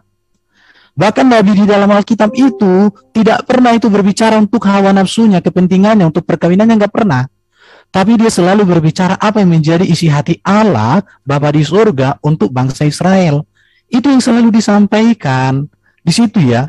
Jadi saya mau katakan sama kawan-kawan di sini, yang kita, oke lanjut dulu bro, sudah cukup lah Ya. kurasa. Tadi karena si Goofy juga mengais-ngais tentang Melkisedek ya. Melkisedek ini ya, itulah Nama saya Teofani. bukan Gofi, ulangi ya. Oh. Wafi, bukan Gofi. Wafi. Dari awal Gofi terus ini. Ya, sorry. Jadi Melkisedek itu juga di Muslim kan nggak ada ya. Kalau saya tidak salah namanya juga jadi kidir dan tidak tahu fungsi atau manfaatnya apa gitu. Itu kalau di kami jelas dalam kitab Ibrani siapa itu Melkisedek itu disebutkan bahwa dia imam besar Allah, yaitulah sang firman itu. Makanya dia tidak berbapa, tidak beribu, harinya tidak berkesudahan. Nah, termasuk tentang Henok dan Elia itu juga bagi kami juga jelas siapa. Henok dan Elia dalam Wahyu 11 ayat 8, dia akan turun. Dialah yang akan menjadi saksi Kristus. Dua orang saksi Kristus itulah Henok dan Elia yang akan mencicipi kematian. Orang Yahudi tidak bisa menjelaskan ini, termasuk orang Islam. Nah, Henok dan Elia nanti turun, itulah yang akan membunuh hewan yang dari jurang itu. Dan dia akan mati di bawah salib. Nah, ini saya menduga-duga bahwa dua orang inilah yang menjadi tuduhan bahwa Isa akan membunuh babi dan mematahkan salib. Padahal itu adalah kitab Wahyu yang disalahartikan oleh Baginda. Gitu. Nah, mulai sekarang saran saya sih jangan berusaha untuk mengais-ngais apa yang dipakai sama orang Yahudi ya, karena apa yang mereka pakai itu jauh setelah keislaman, bukan setelah kekristenan lagi, jauh setelah keislaman. Bro, kayak Lanjut, apa? Bang. Bukan. Aku gini kan, kalau mereka protes Paulus, setahu saya dalam satu tafsir atau hadisnya orang-orang Muslim ada juga berbicara Paulus, murid-murid Hawariyun ya. Cuman ada. Nanti bisa kalau kalian butuh data, ya lanjut bro. Ini, jelaskan dulu bro. Kalau mau semakin data jauh dari tema ini. Bukan, kau tadi kan bahas Paulus bro, ya harus meluruskan. Sekarang kita penginjilan nih, penginjilan. Iya. Paulus ini juga ditulis dalam sosiolog Islam, cendekiawan Islam yang namanya Ibnu Khaldun ya, halaman 474. Bukunya judulnya Mukadimah. Saya tidak mau memakai lagi surat Yasin, tafsir surat Yasin ayat 14, tapi di dalam Mukadimah itu dijelaskan bahwa Paulus itu ketemu dengan Nabi Isa di jalan dan matanya buta. Kalau aku boleh share screen, akan ku share screen nih. Cuma nanti kalau memang butuh udah siapkan bukunya, halamannya udah. Bahkan Paulus dinobatkan oleh orang bernama Dina bahkan di dalam kurung itu tulisannya apa? Tulisannya di situ adalah Hananias. Sama seperti apa yang ditulis dalam Alkitab. Nah, saya aneh, mengapa tokoh yang besar seperti Ibnu Khaldun, universitasnya ini ada di Bogor loh. Kalau Universitas Zuma ini belum ada. Nah, artinya apakah berkapasitas mana? Zuma atau Ibnu Khaldun? Ibnu Khaldun aja bisa menuliskan seperti itu. Tapi kalau Zuma pasti bisanya hanya membantah. Gitu Bang Erwin. Oke, jadi saya mau katakan para nabi PL tidak ada yang berjumpa dengan tubuh manusia Yesus. Tapi kalau teofani iya. Yang berjumpa dengan Yesus Nabi itu adalah mulai Nabi Yohanes Pembaptis. Selamat datang di kebenaran. Waktu habis. Oke, silakan narasumber Muslim ya. Kita kembalikan ke tema. Kembalikan aja ke tema alurnya ini biar tidak melebar. Silakan dari Muslim.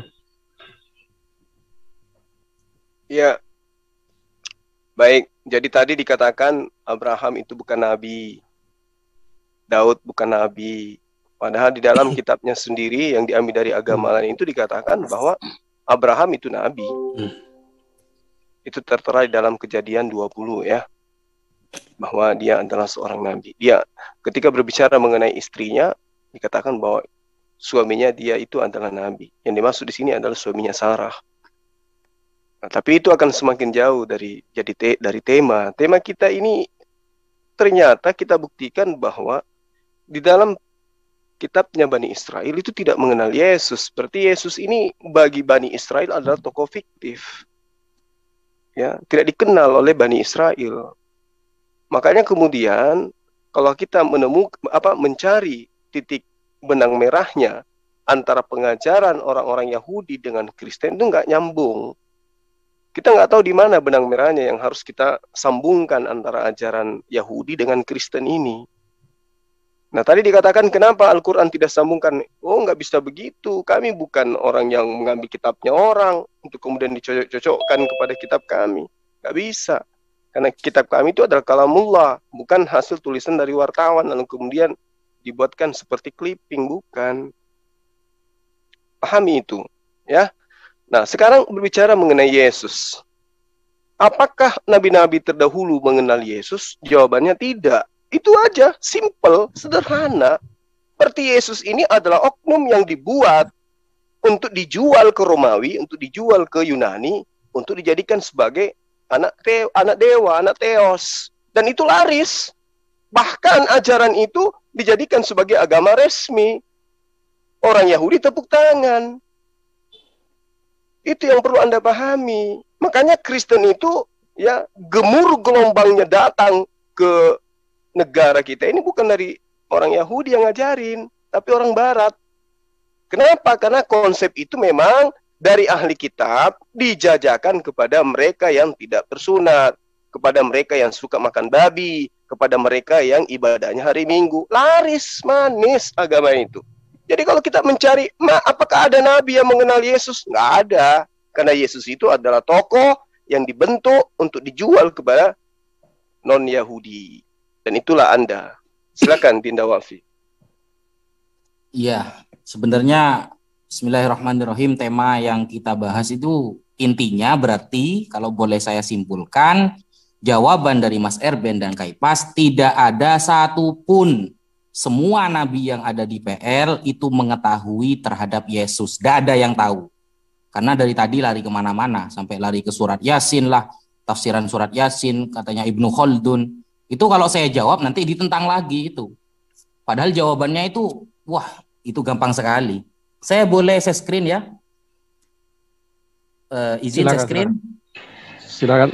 Ya. Adinda Wafi kalau membahas tentang bulus nggak usah, jangan terpancing. Enggak, Mas Zuma. Enggak. Ini mereka saya orang ini harus diajarin ya. Betul. Iya.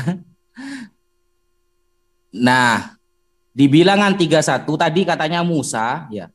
Musa itu tidak berbuat dosa sama sekali. Ini Musa ini bertentangan dengan ajaran Yesus ini. Musa ini berperang ini, bahkan mengambil harta rampasan-rampasan dari perempuan-perempuan yang belum pernah bersetubuh dengan laki-laki. Apalagi Musa pernah membunuh. Nah, Musa pernah membunuh itu. Moderator ini lari dari tema apa enggak ini moderator? Tidak, karena kan menanggapi apa yang pernyataan Anda tadi. Iya. Pernyataan Anda tadi ya, mengatakan Ya, Musa bagus. Ini menunjukkan kalau Musa tidak kenal sama Yesus. Kenapa? Ajarannya Musa dan Yesus berbeda. Musa berperang, Yesus kalau ditampar pipi kiri, kasih pipi kanan. Seperti itu. Ajaran yang dibawakan oleh Musa itu berbeda dengan Yesus, menunjukkan Musa tidak kenal sama Yesus, meskipun nanti di Matius dia bertemu dengan Yesus, itu tidak ada pengakuan bahwa Musa ini pernah menceritakan Yesus akan jadi Tuhan, tidak ada begitu. Nah, jadi ajaran yang ada di Musa, bahkan Bapa Allah di dalam Imamat 4, ya, itu dalam satu perikop, itu kan menjelaskan, dikasih tahu tata cara penghapusan dosa itu, penembus dosa, dengan menggunakan domba. Kalau domba harus dengan domba perempuan. Tapi bagaimana ajaran Yesus? Yesus adalah domba anak Allah di Yohanes 1:29. Domba anak Allah yang akan menghapus dosa. Ini kan berbeda ajarannya. Cara-caranya berbeda. Masa kita akan mengatakan Yesus itu domba jantan, sedangkan ajaran Bapa Allah yang di imamat itu adalah domba betina. Kan seperti itu. Jadi semua ajaran yang ada pada Bapa Allah yang diberikan kepada Musa itu berbeda dengan ajaran PB yang dibawakan oleh Yesus, baik masalah penghapusan dosa ataupun yang lain. Itu menunjukkan Musa tidak kenal sama Yesus, dan Musa juga memiliki Tuhan sendiri lain. Karena masa Yesus lupa dengan perjanjian dulu dengan Musa, kamu begini, kamu begitu. Nah, ternyata semuanya berbeda. Nah, itu menunjukkan berarti tidak ada berarti ya. Kesimpulannya ada. Para nabi yang kenal dengan Yesus tidak ada itu. Ya, mungkin seperti itu dulu. Monggo, Bang Zuma dilanjut. Ya, terus kemudian ketika Anda mengatakan Daud bukan nabi, kitab Anda mengatakan Daud itu nabi. Ya, mana yang benar, Anda atau kitab Anda? Ya, harusnya Anda yang menjadi penulis kitab. Jangan Lukas. Karena Lukas mengatakan Daud itu nabi. Gitu loh Saudara Cepas. Lantik aja si Saudara Erben ini jadi pengarang kitab. Karena kitab Anda saja dibantah. Kisah Para Rasul 2 nomor 30, Daud adalah seorang nabi. Kayak mana itu? Jauh dari tema. Betul. Temanya dong, kembali ke tema dong. Samuel. Oke, waktu habis. Silakan aja, langsung aja lempar ke pihak Kristen. Saya tidak intervensi di sini. Silakan aja, langsung. Oke, boleh share screen nggak? Bisa di share screen dong, pause. Oke, sebentar. Ya, silakan. Oke. Ini berulang kali juga saya pakai ya di sini. Bentar. Ibrani 11 ayat 26. Ia menganggap penghinaan karena Kristus sebagai kekayaan yang lebih besar daripada semua harta Mesir. Sebab pandangannya ia arahkan kepada upah. Nah, ini siapa? Ini Musa. Cuma saya dari tadi tidak akan memakai ini karena apa? Kalian pasti bilang, yang nulis Ibrani siapa? Gitu kan. Ini kan perjanjian baru. Nah, ini sebetulnya adalah penjelasan bahwa Kristus itu memang benar-benar sudah dikenal. Namun seperti yang tadi kami tegaskan di awal, itu adalah teofani. Teofani itu artinya kehadiran Sang Firman itu sebelum ia mengambil kedagingan dari rahim Maria. Itulah dia. Nah, terus sekalian saya menjawab lagi pertanyaan si Gufi. Nah, apakah ajaran menampar itu sama. Ajaran menampar itu menampar dikasih pipi kiri terus kasih pipi kanan itu sama dengan ajarannya Musa. Nah ini saya tanya dulu, Ulangan ini kok dicabut lagi, bro? Oke, silakan. Apakah Ulangan ini ditulis oleh Yesaya atau Daud? Ini kan kitab Taurat nih, Ulangan. Sebab itu sunatlah hatimu dan janganlah kamu lagi tegar teguk. Oke, ini Ulangan 10 ayat 16 ya. Kemudian saya memberikan lagi, janganlah engkau menuntut balas dan janganlah menaruh dendam terhadap orang-orang sebangsamu, melainkan kasihilah sesamamu manusia seperti dirimu sendiri. Akulah Tuhan. Di mana yang berbeda? Tadi Musa itu sudah memilih Kristus sebagai suatu keuntungan yang jauh lebih besar gitu, daripada kekayaan yang ditawarkan oleh Mesir. Nah ini imamat ini ditulis oleh siapa? Ini kan kitab Taurat. Ya nggak tahu memang karena di dalam Tauratnya Muslim memang berbeda. Bahkan 10 perintah Allah kalian juga nggak punya kan. Nah itulah yang dijelaskan. Makanya di dalam Lukas 24 ayat 44 Yesus berkata bahwa harus digenapi semua tentang aku di kitab Taurat, di kitab nabi-nabi, dan di kitab kidung-kidung. Itu yang menjelaskan bahwa siapa itu Yesus, itu yang dinubuatkan. Itu makanya juga orang Yahudi hingga detik ini masih menunggu Mesias. Mesias yang sama seperti Yesus, tapi dia tidak bisa menghapus dosa ya. Mesias yang sudah datang itu kami imani, itulah Tuhan dan Allah. Seperti tadi yang saya sampaikan, bahwa dia duduk di sebelah kanan Allah. Anak manusia duduk di sebelah kanan Allah. Mesias itu harus memiliki kodrat, keilahian, dan kemanusiaan. Itulah yang dinubuatkan oleh nabi-nabi terdahulu, bukan nabi-nabi setelah era Muslim. Gitu. Nah, mereka masih menunggu di dalam keislaman, gelar Al-Masih itu nggak ada fungsinya. Itu. Silakan Bang Erben. Aku mau share screen, waktunya dong. Di pause dulu, Bang. Oke, saya mau share screen. Mulai dari sini dulu ya. Saya hanya tunjukkan data saja. Ini berbicara tentang keterangan nubuatan dan penggenapannya tentang Yesus. Jadi banyak sekali di sini. Jadi memang kitab PL itu sudah banyak berbicara tentang siapa Mesias, dan itulah Yesus dalam iman Kristen. Saya hanya tunjukkan aja. Ini saya ambil dari data-data yang sudah tervalidasi. Di dalam ayat ini ada banyak sekali nih. Daniel, semuanya ada ini. Jadi kalau ditanya ayatnya mana, banyak sekali. Kita ini bisa tunjukkan ayat dan bisa dibaca ini semua. Tinggal kalian cari aja, daripada aku jelaskan satu-satu, waktunya nggak ada. Oke, sekarang saya akan share screen. Daud itu nabi, apa sih artinya Daud nabi? Saya sudah pernah membuat materi untuk hal itu karena saya suka dengan PowerPoint, walaupun bagi orang nggak ada powernya, nggak ada poinnya. Tapi bagi orang yang berpikir, poinnya sangat menggentarkan ini. Itu ya, lihat ini. Ya, jadi Daud adalah nabi, ini ayatnya. Oke, saya menjelaskan aja. Nabi Daud, Yunaninya kan profetes, nabi, bisa kitab nabi juga, atau bisa juga bagian dari kitab-kitab nabi atau isi kitab nabi. Nabi atau kitab nabi ini kalau di dalam interlinear Yunani Indonesia. Maka profetes ini artinya orang yang memiliki kemampuan dan memberitahukan kejadian masa depan. Jadi bukan jabatan ya. Jadi orang Kristen membedakan jabatan nabi dengan karunia nabi. Dari pengertian tersebut, pernyataan Petrus dalam Kisah Rasul 2 ayat 9:30 tentang Daud sebagai seorang nabi adalah benar, sebab Daud menulis tulisan-tulisan, yaitu kitab Mazmur. Tidak semua kitab Mazmur, tetapi sebagian tulisan Daud. Kitab Mazmur itu memiliki kaitan dengan kitab para nabi. Daud diberikan Tuhan memiliki kemampuan melihat kejadian masa depan serta memberitahukannya, maka disebut dia nabi. Jadi bukan jabatan ya. Jabatan nabi itu nggak mungkin dia. Baru bukti-bukti dapat Daud disebut sebagai seorang nabi. Daud menulis kitab Mazmur yang merupakan bagian dari kitab-kitab para nabi. Daud diberikan Tuhan melihat kemampuan untuk kejadian masa depan serta memberitahukannya. Contohnya ini, saya tunjukkan ya.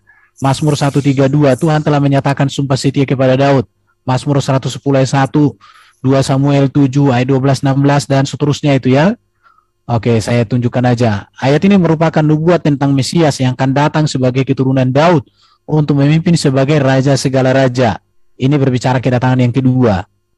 Oke, kesimpulannya, Dari pengertian tersebut, maka Daud dapat disebut sebagai nabi, tetapi bukan dalam makna bahwa Daud memiliki jabatan sebagai nabi, sebab Daud jabatannya adalah raja. Daud mengetahui dan memberitahukan kehadiran Sang Mesias, raja bangkit dari antara orang mati.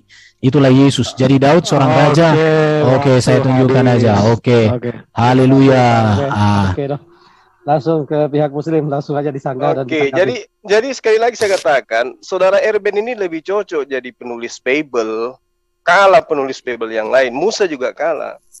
Dia harusnya yang jadi penulis Bible ini, dilantik nanti di Konsili Indonesia 2022. Amin. Bilangan 12 Haleluya. nomor 6. Ya, dengarkan Erben. Bilangan 12 nomor 6. Firman Tuhan kepada siapa? Kepada Musa. Apa yang dikatakan Tuhan? Dengarkanlah firmanku ini. Jika di antara kamu ada seorang nabi, maka aku akan menyatakan diriku kepadanya melalui penglihatan, dan aku akan berbicara kepadanya melalui mimpi. Abraham alami itu kan? Musa, Daud juga alami itu kan? Jadi definisi nabi yang kau karang-karang itu, ini tabrakan dengan apa yang ada dalam kitabnya Bani Israel. Meskipun hanya terjemahan, pahamilah itu. Kan sudah bahasa Indonesia, harusnya kau ngerti. Nabi itu seperti apa? Sesuai dengan firman Tuhan yang ada di dalam kitabnya Bani Israel. Jangan kau ngarang sendiri. Karena ini ada data. Dan kita juga belajar tentang itu. Oke? Nah, sekarang ketika Anda mengatakan, apakah nabi-nabi bercerita tentang Yesus? Mana nabinya yang menceritakan bahwa Tuhan akan berubah menjadi manusia, kemudian manusia itu akan bangkit, lalu kemudian dia menjadi Tuhan? Di mana itu tertera? Nabi mana yang menceritakan itu? Jangan-jangan Nabi Luga lagi. Jadi kita belum menemukan poin itu. Ya, kita belum menemukan poin itu. Apakah Nabi terdahulu mengenal Yesus? Nggak ada Nabi yang mengenal Yesus. Kalau Anda mengatakan segala sesuatu yang tertulis di dalam kitab para Nabi, Yesaya, Mazmur, dan seterusnya, Torah, akan tergenapi. Sekarang buktikan aja dulu. Mazmur 91 itu tadi yang kalian ingkari itu. Di situ Yesus sebagai anak Tuhan. Nah, apa nubuatan Tuhan kepada anak Tuhan di dalam Mazmur 91? Bisa enggak dia kena panu? Tidak, apalagi dibunuh. Berarti ketika digenapin apa yang ada di dalam Mazmur 91, maka mustahil Yesus itu disalib. Mustahil juga kalau dikatakan di dalam Yesaya 45 nomor 6, mustahil juga Yesus itu adalah Tuhan. Yesaya 43 nomor 10, mustahil juga Yesaya itu bercerita bahwa Tuhan dibentuk menjadi manusia. Ya, nggak ada itu cerita bahwa Yesus itu diceritakan dia adalah firman menjadi manusia. Mana coba? Tidak ada. Yesaya 55 nomor 11 malah menerangkan ketika Tuhan menghendaki sesuatu, maka firman keluar dari mulutnya. Bukan firman itu keluar dari mulut vagina, bukan. Tapi dari mulut Tuhan. Lalu kemudian Mazmur 33 nomor 9, ketika Tuhan menghendaki sesuatu, dia hanya memerintahkan, maka semua itu ada. Dia hanya berkata, maka semua itu jadi. Lah, kok Tuhan jadi manusia, firman jadi manusia? Gimana ceritanya tuh? Firman Tuhan menjadi manusia, kalam Allah menjadi manusia. Bukan kehendak Tuhannya yang menjadikan segala sesuatu itu ada. Ya, jadi kita belum menemukan itu. Ini sudah 1 jam lebih. Silakan Dinda Wafi. Ya, bismillahirrahmanirrahim. Jadi sebenarnya saya masih bingung dengan jawaban kalian ini. Berarti kan tidak ada sama sekali nabi yang mengenali Yesus itu padahal Tuhan loh. Tuhan yang katanya dinubuatkan akan turun ke bumi, ternyata tidak ada yang menceritakannya. Itu hanya nubuatan-nubuatan versi tafsiran Anda semua kan. Yang Anda tampilkan itu banyak sekali, memang banyak ayatnya, tapi tafsiran Anda cabang pribadi. Abraham aja tidak diakui jadi nabi itu loh. Padahal di Kejadian 20, butir ke-7 sudah jelas. Kembalikanlah istri orang itu sebab dia seorang nabi. Kemudian Daud juga ditentang. Padahal ayatnya sudah jelas. Ayat yang jelas masih ditafsiri. Oke, kalau memang mau tafsir-tafsiran, saya katakan Daud itu Tuhan loh. Tuhan Daud itu, bukan nabi. Kenapa? Mazmur 18, butir 50, 51 dengan tegas mengatakan ia menguraikan keselamatan yang besar kepada raja yang diangkatnya dan menunjukkan kasih setia kepada orang yang diurapinya. Nah, Daud juga Mesias, diurapi. Makanya di original teksnya dalam Mazmur itu arti diurapi itu kan limsiho. Akar katanya masakha, kalau bahasa Arabnya al-masih, Artinya yang diurapi. Berarti kalau main tafsir-tafsiran, saya berani mengatakan Daud itulah yang Tuhan. Bukan Mesias yang Anda katakan Yesus itu. Kan seperti itu. Coba kalau ayatnya sudah jelas, sudah bertentangan dengan doktrin, pasti akan Anda mengatakan ini perumpamaan. Tapi kenapa ayat-ayat yang cocok dengan doktrin Anda mengatakan ini ayat yang jelas. Standarnya itu kan tidak ada, begitu.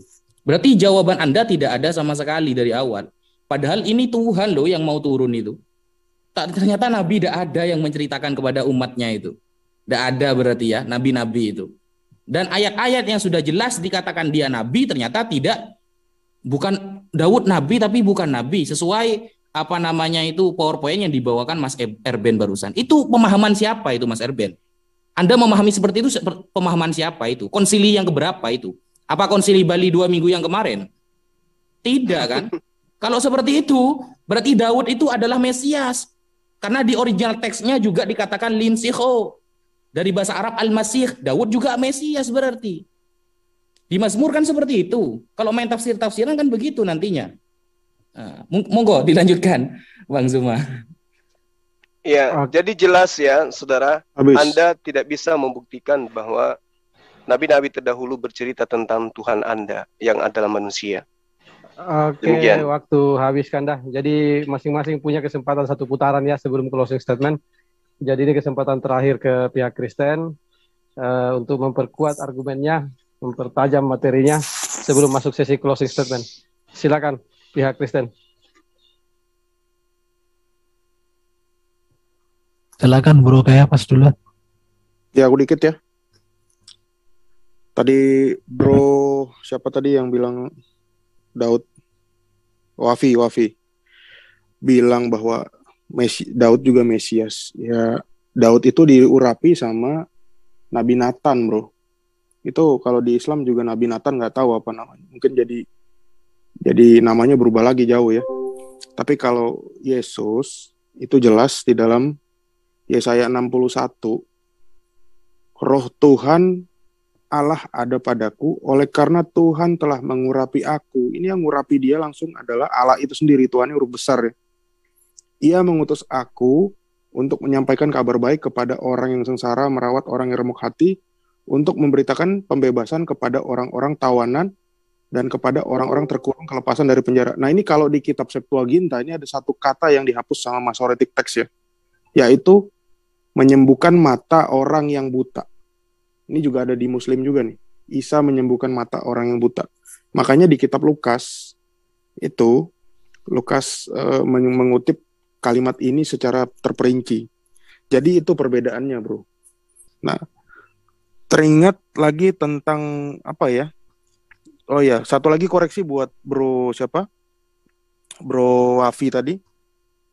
Yohanes itu adalah sepupu Yesus ya, bukan muridnya. Tadi Bro salah ucap itu. Udah Bang Erben dilanjutkan, aku sih itu aja ya, karena kita berusaha menggali topik yang lebih dalam. Mereka hanya berkutat di dalam kitab-kitab kita saja, tidak berani mengutip dari kitab mereka, Bang. Lanjut, Bang. Ya nggak apa-apa, Bro, karena memang tidak ada nabi di kitab mereka yang mengenal Yesus atau menubuatkan Yesus. Jadi tidak apa-apa, wajar itu mereka tidak mau membahas itu. Kalau ada nabi yang menubuatkan Yesus di dalam kitab mereka, maka mereka. Jadi hal ini menegaskan bahwa memang kitab kita tidak ada hubungan dengan saudara Muslim ini. Dan Isa yang mereka klaim juga dengan yang lain-lain itu nggak ada hubungan dengan kitab kita. Itu penegasan yang bisa kita dapat dari setiap jawaban-jawaban mereka. Nggak apa-apa, Iya. itu sangat Nanti bagus. kalau kita ngomong Nabi Mika juga, Mika kan Iya. menubuatkan bahwa Mesias itu akan lahir di Bethlehem, bukan Iya. di bawah pohon kurma ya. Iya, Nanti kalau kita jawab juga mereka nggak ngerti juga gitu loh. Yesaya nggak ada, Daniel nggak ada, Mika nggak ada, Melkisedek nggak ada, Elia sama Henok nggak tahu mau kemana gitu kan. Ini capek juga. Baru untuk kawan-kawan ini, saya sudah tegaskan bahwa Tuhan Yahweh jadi manusia itu tidak ada, tapi firman-Nya yang jadi manusia. Baru ketuhanan Yesus itu berbicara ke penguasaannya bahwa dia Mesias. Dia yang berkuasa mengampuni dosa, dia berkuasa mengalahkan maut, dia berkuasa membawa manusia ke surga. Karena Yesus mengatakan, akulah kebangkitan dan hidup. Barang siapa percaya kepada aku, ya hidup walaupun sudah mati. Itulah Yesus. Jadi makanya di dalam Yesus ada hidup yang kekal. Bahkan Yesus dikatakan sebagai anak manusia berkuasa untuk mengampuni dosa katanya. Itulah Yesus. Jadi kalau Yesus dibaptis juga tidak ada masalah bagi orang Kristen.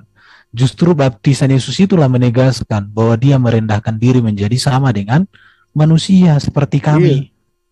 Tetapi catatannya adalah waktu Yesus dibaptis itu ada deklarasi yang datang suara langsung dari surga dan disertai oleh penampakan dari Roh Suci, Roh Kudus melalui burung merpati. Inilah anak yang kukasihi, kepadanya lah aku berkenan. Itu deklarasi langsung dari surga. Maka tidak ada para nabi yang dideklarasikan, apalagi kalau nabi yang mendapatkan deklarasi itu dari orang yang tidak kompeten. Contoh seperti di tempat yang sunyi atau dari orang yang tidak kompeten, itu bagi kami jadi meragukan sekali. Jadi mau saya katakan gini ya, Yesus itu Tuhan, yes. Artinya apa? Dia berkuasa di bumi, di surga. Berkuasa mengampuni dosa, berkuasa mengalahkan maut, berkuasa mengalahkan iblis, dan berkuasa memberikan hidup yang kekal. Dan kekuasaan Yesus ini adalah dari Bapa di surga, yang darinya dia berasal. Karena Yesus mengatakan, aku datang dan keluar dari Bapa. Hanya satu-satunya Yesus yang datang dan keluar dari Bapa. Yang lain itu hasil biologis, kecuali Adam. Adam itu dibentuk dari debu tanah, diciptakan, dibentuk, diberikan hidup. Kalau Hawa dari tulang rusuk, bukan dari berbagai jenis tanah ya. Beda lagi nanti. Karena Adam di dalam Alkitab itu bukan diutus malaikat naik turun dari langit ke bumi untuk ambil tanah, ditolak berapa kali, kemudian yang terakhir berhasil. Gak ada kayak gitu. Jadi teman-teman, iya, diciptakan. Baru kata yang pertama dikatakan alhamdulillah katanya ketika sudah saya ngomong, ya udah itulah itu ya. Jadi teman-teman muslim, jangan lagi ragu kalian untuk mengakui bahwa Yesus itu adalah juru selamat yang datang dari surga, yang sudah ditetapkan Allah bahwa di dalam dia, melalui dialah seluruh perkenanan Allah untuk mengampuni, menebus, menyelamatkan nyata. Tidak ada kami mengatakan bahwa Yesus Bapa itu sendiri, nggak ada. Firman-Nya Bapa itu sendiri, maka dia katakan ilahi. Karena dia lahirkan dari wanita perawan Maria, maka dia adalah manusia, insani. Tetapi dia manusia yang sempurna, yang nggak ada dosanya sama sekali, bro. Di situ dikatakan, bahkan kalau Isa sama dengan Yesus, aku pernah baca di kitab-kitab kalian itu, sesungguhnya semua manusia yang dilahirkan oleh manusia telah dijamah oleh setan, kecuali Isa dijamah iblis, kecuali Isa putra Maryam, katanya gitu. Jadi sebenarnya kalau kalian menghina Yesus, kalian harus menghapus dulu itu ayat-ayat itu. Baru Yesus terkemuka di sorga mulia. Kalian hapus dulu itu kalau kalian berani menghina Yesus. Itulah kira-kira dulu dari saya. Selamat datang di kebenaran. Waktu habis. Jadi ini kesempatan terakhir kepada pihak Muslim untuk memberikan sanggahan dan tanggapan ya sebelum masuk sesi closing statement. Silakan dari pihak Muslim. Iya, jadi memang kalau kita berbicara mengenai Nabi Isa alaihissalam, beliau adalah manusia suci. Tapi ketika kita berbicara mengenai Yesus, dia adalah manusia yang terkutuk. Di dalam kitabnya Kristen, Isa manusia yang mulia, manusia yang suci. Di kitabnya Islam, di kitabnya Kristen, Yesus manusia terkutuk. Itu nggak bisa dipungkiri tuh. Nah, lalu kemudian saudara Ebel mengatakan, satu-satunya yang keluar dari aku, satu-satunya apa, Yesus satu-satunya yang keluar dari Bapa. Ya, Anda ini bertahun-tahun, berpuluh tahun belajar sampai sekolah tinggi itu belajar apa sebenarnya? Matius 4 nomor 4, Yesus sendiri yang mengatakan, ada tertulis manusia bukan dari roti saja, tetapi dari setiap firman yang keluar dari mulut Allah. Jadi semua manusia ini keluar dari mulut Allah, keluar dari Allah. Atau Anda mengatakan Yesus bukan keluar dari mulut, tapi dari bawah. Yesus dari mulut kan? Iya kan? Apa buktinya? Gabriel datang kepada Maria. Tuhan ingin engkau hamil. Itu firman yang keluar dari mulut Allah. Sesuai dengan Yesaya 55 nomor 11. Mazmur 33 nomor 9. Aku menginginkan Maria perawan itu hamil dan melahirkan manusia bernama Yesus. Sudah selesai. Berarti Yesus sama dengan manusia lain. Berasal keluar dari firman Tuhan. Ya, jadi berhenti mengatakan bahwa Yesus itu satu-satunya firman yang keluar. Percuma juga kau bilang itu keluar satu-satunya dari Tuhan, tapi ternyata di kitab Anda itu dia manusia terkutuk. Bahkan Paulus pun menghinanya, ya kan? Nah, kalau Anda ingin bercerita tentang adakah nabi yang bercerita tentang Yesus, ya Anda harusnya mengatakan ada Nabi Paulus. Ini yang saya tunggu dari tadi. Kenapa Anda nggak berani mengatakan Nabi Paulus? Bukankah di dalam kitab Anda dikatakan Paulus itu nabi, Saulus itu nabi? Katakan aja dia itu adalah nabi. Lagian di dalam bilangan 12 yang saya katakan tadi, nomor 6, jika ada di tengahmu seorang nabi, aku akan berkata menyatakan diri kepadanya. Apakah Paulus itu menuliskan bukan karena firman Tuhan?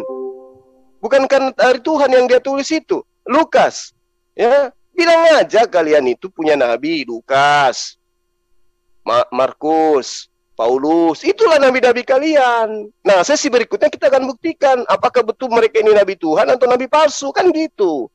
Akui penulis kitab kanonik itu nabi yang menceritakan tentang Tuhan kalian yang datang dalam rupa manusia, mati dibunuh manusia.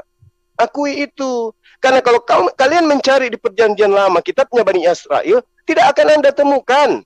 Tidak akan Anda temukan. Kecuali sosok nabi yang diselamatkan, yang tidak mungkin kemudian mati, yang diangkat karena malaikat datang menantang di tangannya. Nah, itu baru Yesus. Tapi kalau yang dikatakan mati dan ini, oh itu dewanya orang yang Romawi itu yang dijual itu. Makanya saya katakan, kalau Anda ingin mengatakan nabi mana yang menceritakan tentang Yesus datang dan rupa manusia, dia adalah Tuhan yang mengambil rupa manusia, mengosongkan diri dan seterusnya, katakan Nabi Saulus dari Tarsus. Nah, itu baru jantan. Silakan Dinda Wafi. Iya, tadi Kak Ipas mengatakan yang mengurapi, bismillahirrahmanirrahim, yang mengurapi Daud itu adalah Nathan ya. Coba nanti setelah ini bawa ayatnya ya, kalau bisa dengan original teksnya, bahwa Nathan pernah mengurapi Daud. Anda mengatakan saya salah barusan. Ya, bahwa Anda mengatakan yang mengurapi Daud adalah Nathan. Itu coba bawa ayatnya ya. Ya. Nah, kan salah kan? Nah, kalau salah itu nggak usah seperti itu, Mas. Ya, sampean mengatakan saya salah ngomong, ternyata Anda salah dari tadi. Nah, manggil nama saya saja dari tadi Anda salah kok, kan seperti itu. Nah, jadi jelas kalau Anda mengatakan Nathan pernah mengurapi Daud, itu pembohongan besar. Tidak ada ayatnya itu. Kemudian di Lukas ya, di Lukas kan jelas itu. Yesus juga dibaptis. Ngapain dibaptis Yesus itu? Coba jelaskan, apa gunanya pembaptisan itu apa? Kok sampai Tuhan juga ikut dibaptis itu loh? Jadi dari awal sampai akhir tidak ada satupun jawaban yang mengena dari tema ini bahwa para nabi sama sekali tidak mengenal Yesus. Nah, kalau cuma hanya juru selamat Yesua ya dalam original teksnya itu, ya Yahya juga disebut Yesu dalam Ibraninya kan seperti itu, juga bisa disebut dengan juru selamat. Makanya kalau sampean ingin menafsiri sesuai dengan PowerPoint yang Anda bawa, betul kata Bang Zuma, konsili lagi, diurapi lagi kitab Anda itu, karena tidak sesuai dengan pemahaman yang ada sesuai dengan original teks. Nah, kenapa kita kok selalu membawakan kepada original teks? Karena terjemahan yang sekarang LAI itu udah ketemu alur ngawurnya, ngawur itu banyak yang ngawur itu. Makanya harus ada konsili lagi. Kalau bisa di Bali konsilinya, biar enak seperti itu. Jadi langsung benar nanti, tidak ada konsili lagi. Jadi dari tadi tidak ada jawabannya, itu tidak ada ya, tidak ada. Bahkan ketika Kaipas mengatakan saya salah bicara, ternyata Anda juga salah bicara sekarang. Coba buktikan satu ayat saja yang mengatakan Nathan pernah mengurapi Daud. Anda salah bicara. Seperti itu. Monggo, Bang Zuma. Nah, tadi juga Anda mengatakan cuma Yesus yang diurapi langsung oleh Tuhan. Ini Anda belajar di mana sih kalian ini? Ya, Kores itu juga diurapi langsung oleh Tuhan. Yesaya 45 nomor 1. Yesaya juga diurapi langsung oleh Tuhan. Yesaya 61 nomor 1. Jadi itu kan ayat yang saya kutip. Sabar, tidak usah dipotong. Ya, tinggalkan ajaran yang membuat kalian kayak begini, jadi bulan-bulanan oleh kitab kalian sendiri gitu loh. Kores itu diurapin. Waktu habis berundah. Oke, sebelum masuk sesi closing statement ya, kita kembali ingatkan bahwa acara ini disiarkan secara live di beberapa channel Muslim, yaitu Pengamat Debat Lintas Agama, Debat Hebat, Basin Media, Debat Panas, Naja Media, Yusuf PI, dan Penegak Islam, dan masih banyak lagi ya, saya tidak sempat sebutkan satu persatu. Juga di channel Kristen ada Family in Christ channel, Family in Christ Official, Urban Channel, dan Teolog Kontekstual, serta Buah Sulung Aderion. Silakan di subscribe dan tinggalkan komentar positif. Oke, sesuai kesepakatan yang kami sudah sepakati dengan pihak EPC, dalam hal ini Bang Kaisar, Pak Hin, dan Bang Kayapas kemarin juga hadir, bahwa jika di Zoom Muslim, maka yang belakangan closing statement adalah Muslim, jika di Zoom Kristen, Kristen yang belakangan closing statement. Dan materi closing statement tidak lagi menimbulkan pertanyaan baru, dan tidak cukup menyimpulkan hasil diskusi tadi, sesuai pemahaman masing-masing lah. Silakan kepada masing-masing narasumber menyimpulkan hasil diskusi tadi tanpa membuka narasi yang bisa menimbulkan orang penasaran untuk menjawab lagi. Silakan kita dahulukan lagi pihak Kristen yang duluan untuk closing statement. Berapa menit ini Bang Abi? 6 menit sesuai aja. Bang Erben, aku dulu ya. Monggo. Ya, terima kasih atas waktunya teman-teman Muslim ya. Saya akan memaparkan sedikit kesimpulan bahwa dari diskusi ini sama seperti diskusi kemarin yang saya merupakan narasumber, kami tidak menemukan juga bahwa dari narasumber Muslim bisa membantah, justru yang dikorek-korek adalah kitab kami. Kitab kami, kitab yang kami pakai dan ditafsirkan seenak perut saja, dan bukan malah dari kitab rekan-rekan Muslim sendiri. Artinya memang dari kenabian ini dan Yesus itu dari literatur Muslim itu tidak dapat dibantah secara pasti ya gitu. Terus saya mau membahas sedikit tadi pertanyaan yang belum dijawab adalah Yesus dibaptis ya, karena Yesus adalah orang Yahudi. Yahudi itu ada tradisi mikveh ya, atau pembasuhan di dalam kitab imamat itu, di mana orang-orang supaya dibersihkan sebelum beribadah. Baptis mikveh itu berbeda dengan baptis yang merupakan baptis itu adalah sekali untuk seumur hidup. Kalau mikveh itu adalah setiap kali mau beribadah mereka akan melakukan mikveh. Jadi konsep yang ada di PL digenapi oleh perjanjian baru gitu.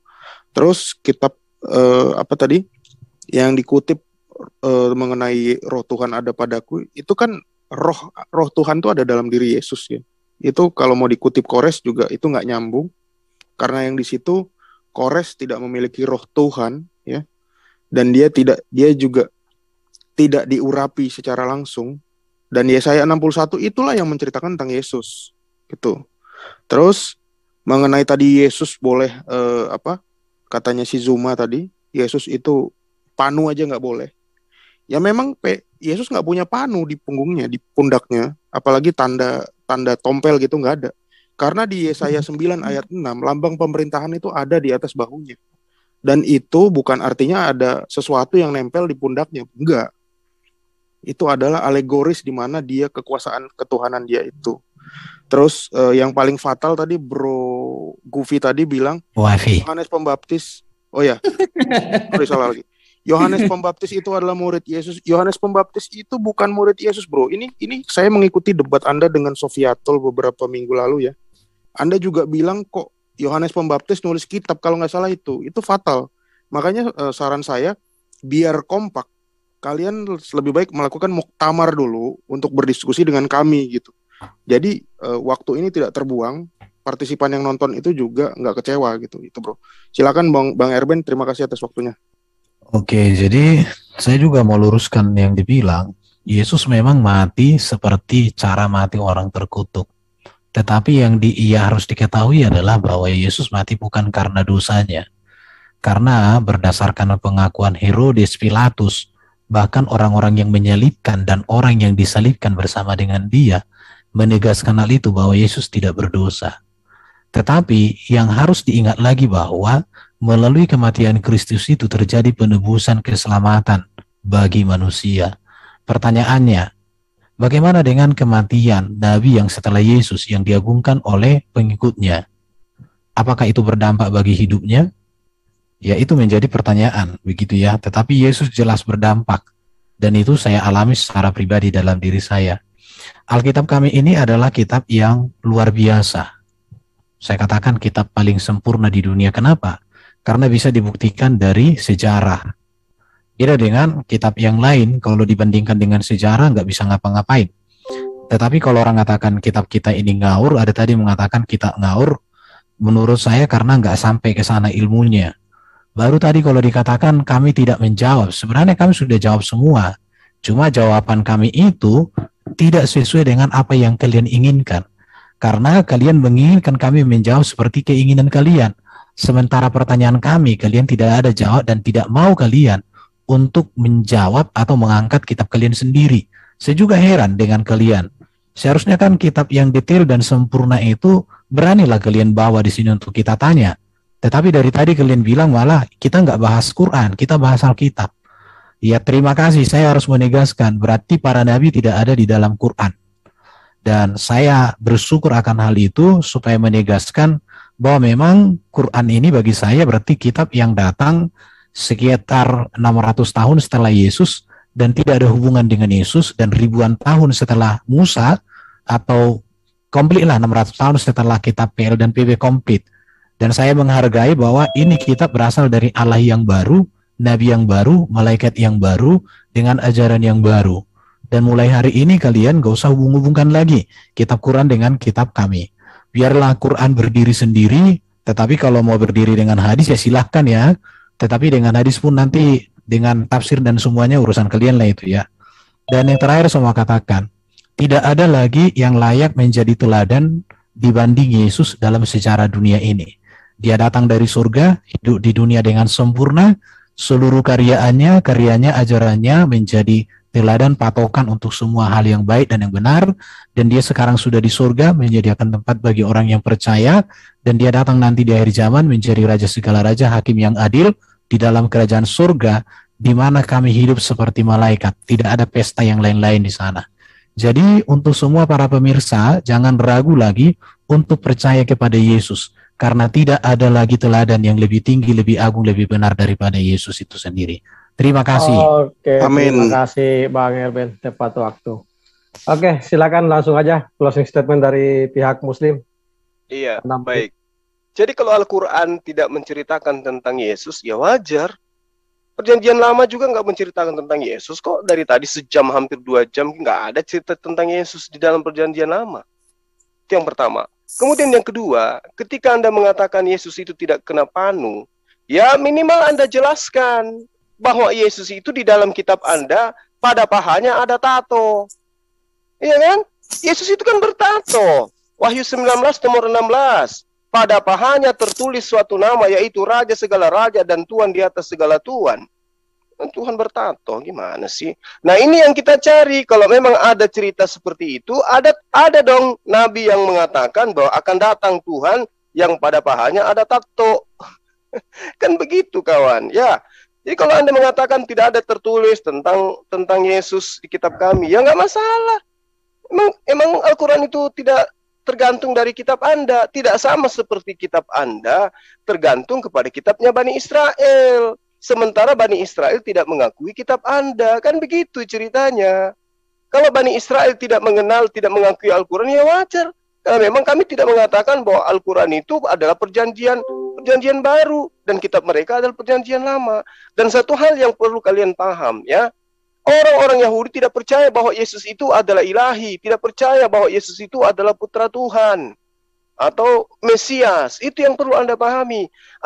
Masih mending kami Islam masih percaya kepada sosok yang datang kepada Bani Israel yang disebut dengan Al-Masih itu. Masih mending. Orang Yahudi yang kalian ambil kitabnya, tidak peduli dia mengatakan Yesus putra Tuhan aja kagak.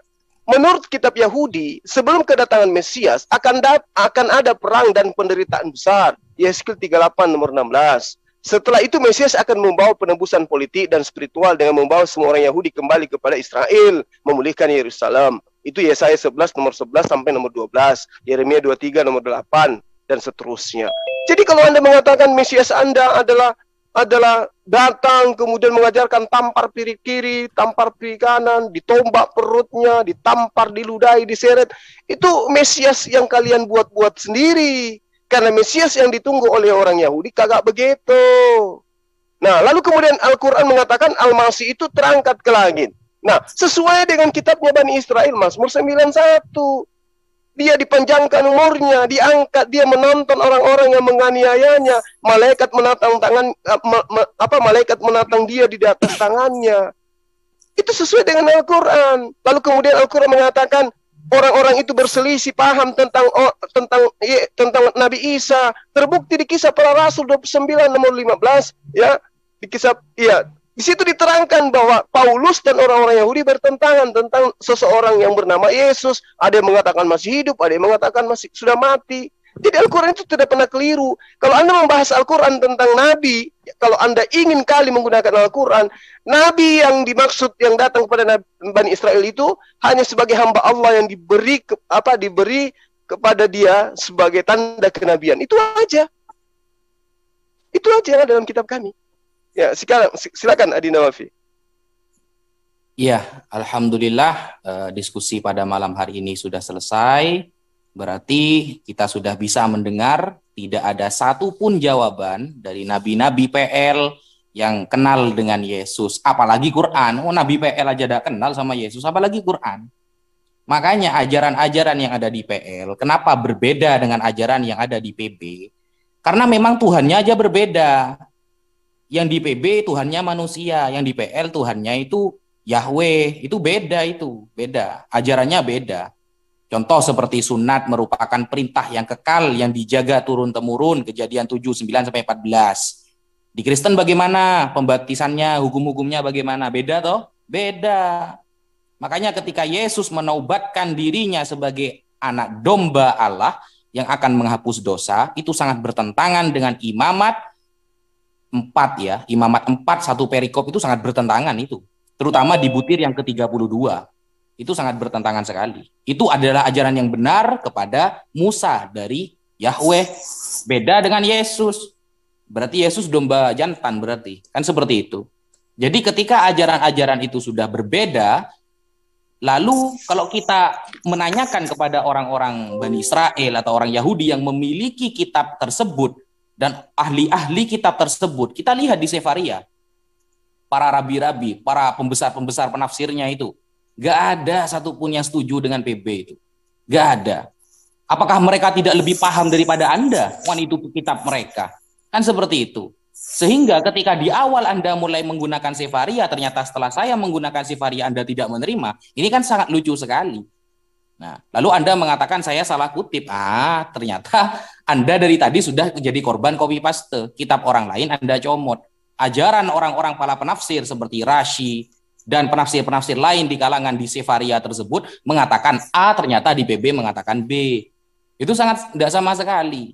Maka jangan pernah Anda menaubatkan Yesus ini terlalu wah. Janganlah. Al-Quran itu sudah mengatakan inna mathala Isa indallah kamathali Adam. Isa sama Adam sama saja, terbuat dari tanah, sama saja. Cuma memiliki mukjizat masing-masing.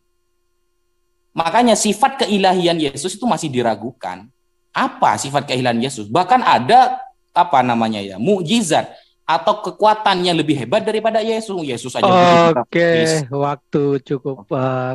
Ya, kurang lebihnya saya mohon maaf. Wassalamualaikum warahmatullahi taala wabarakatuh. Waalaikumsalam warahmatullahi wabarakatuh.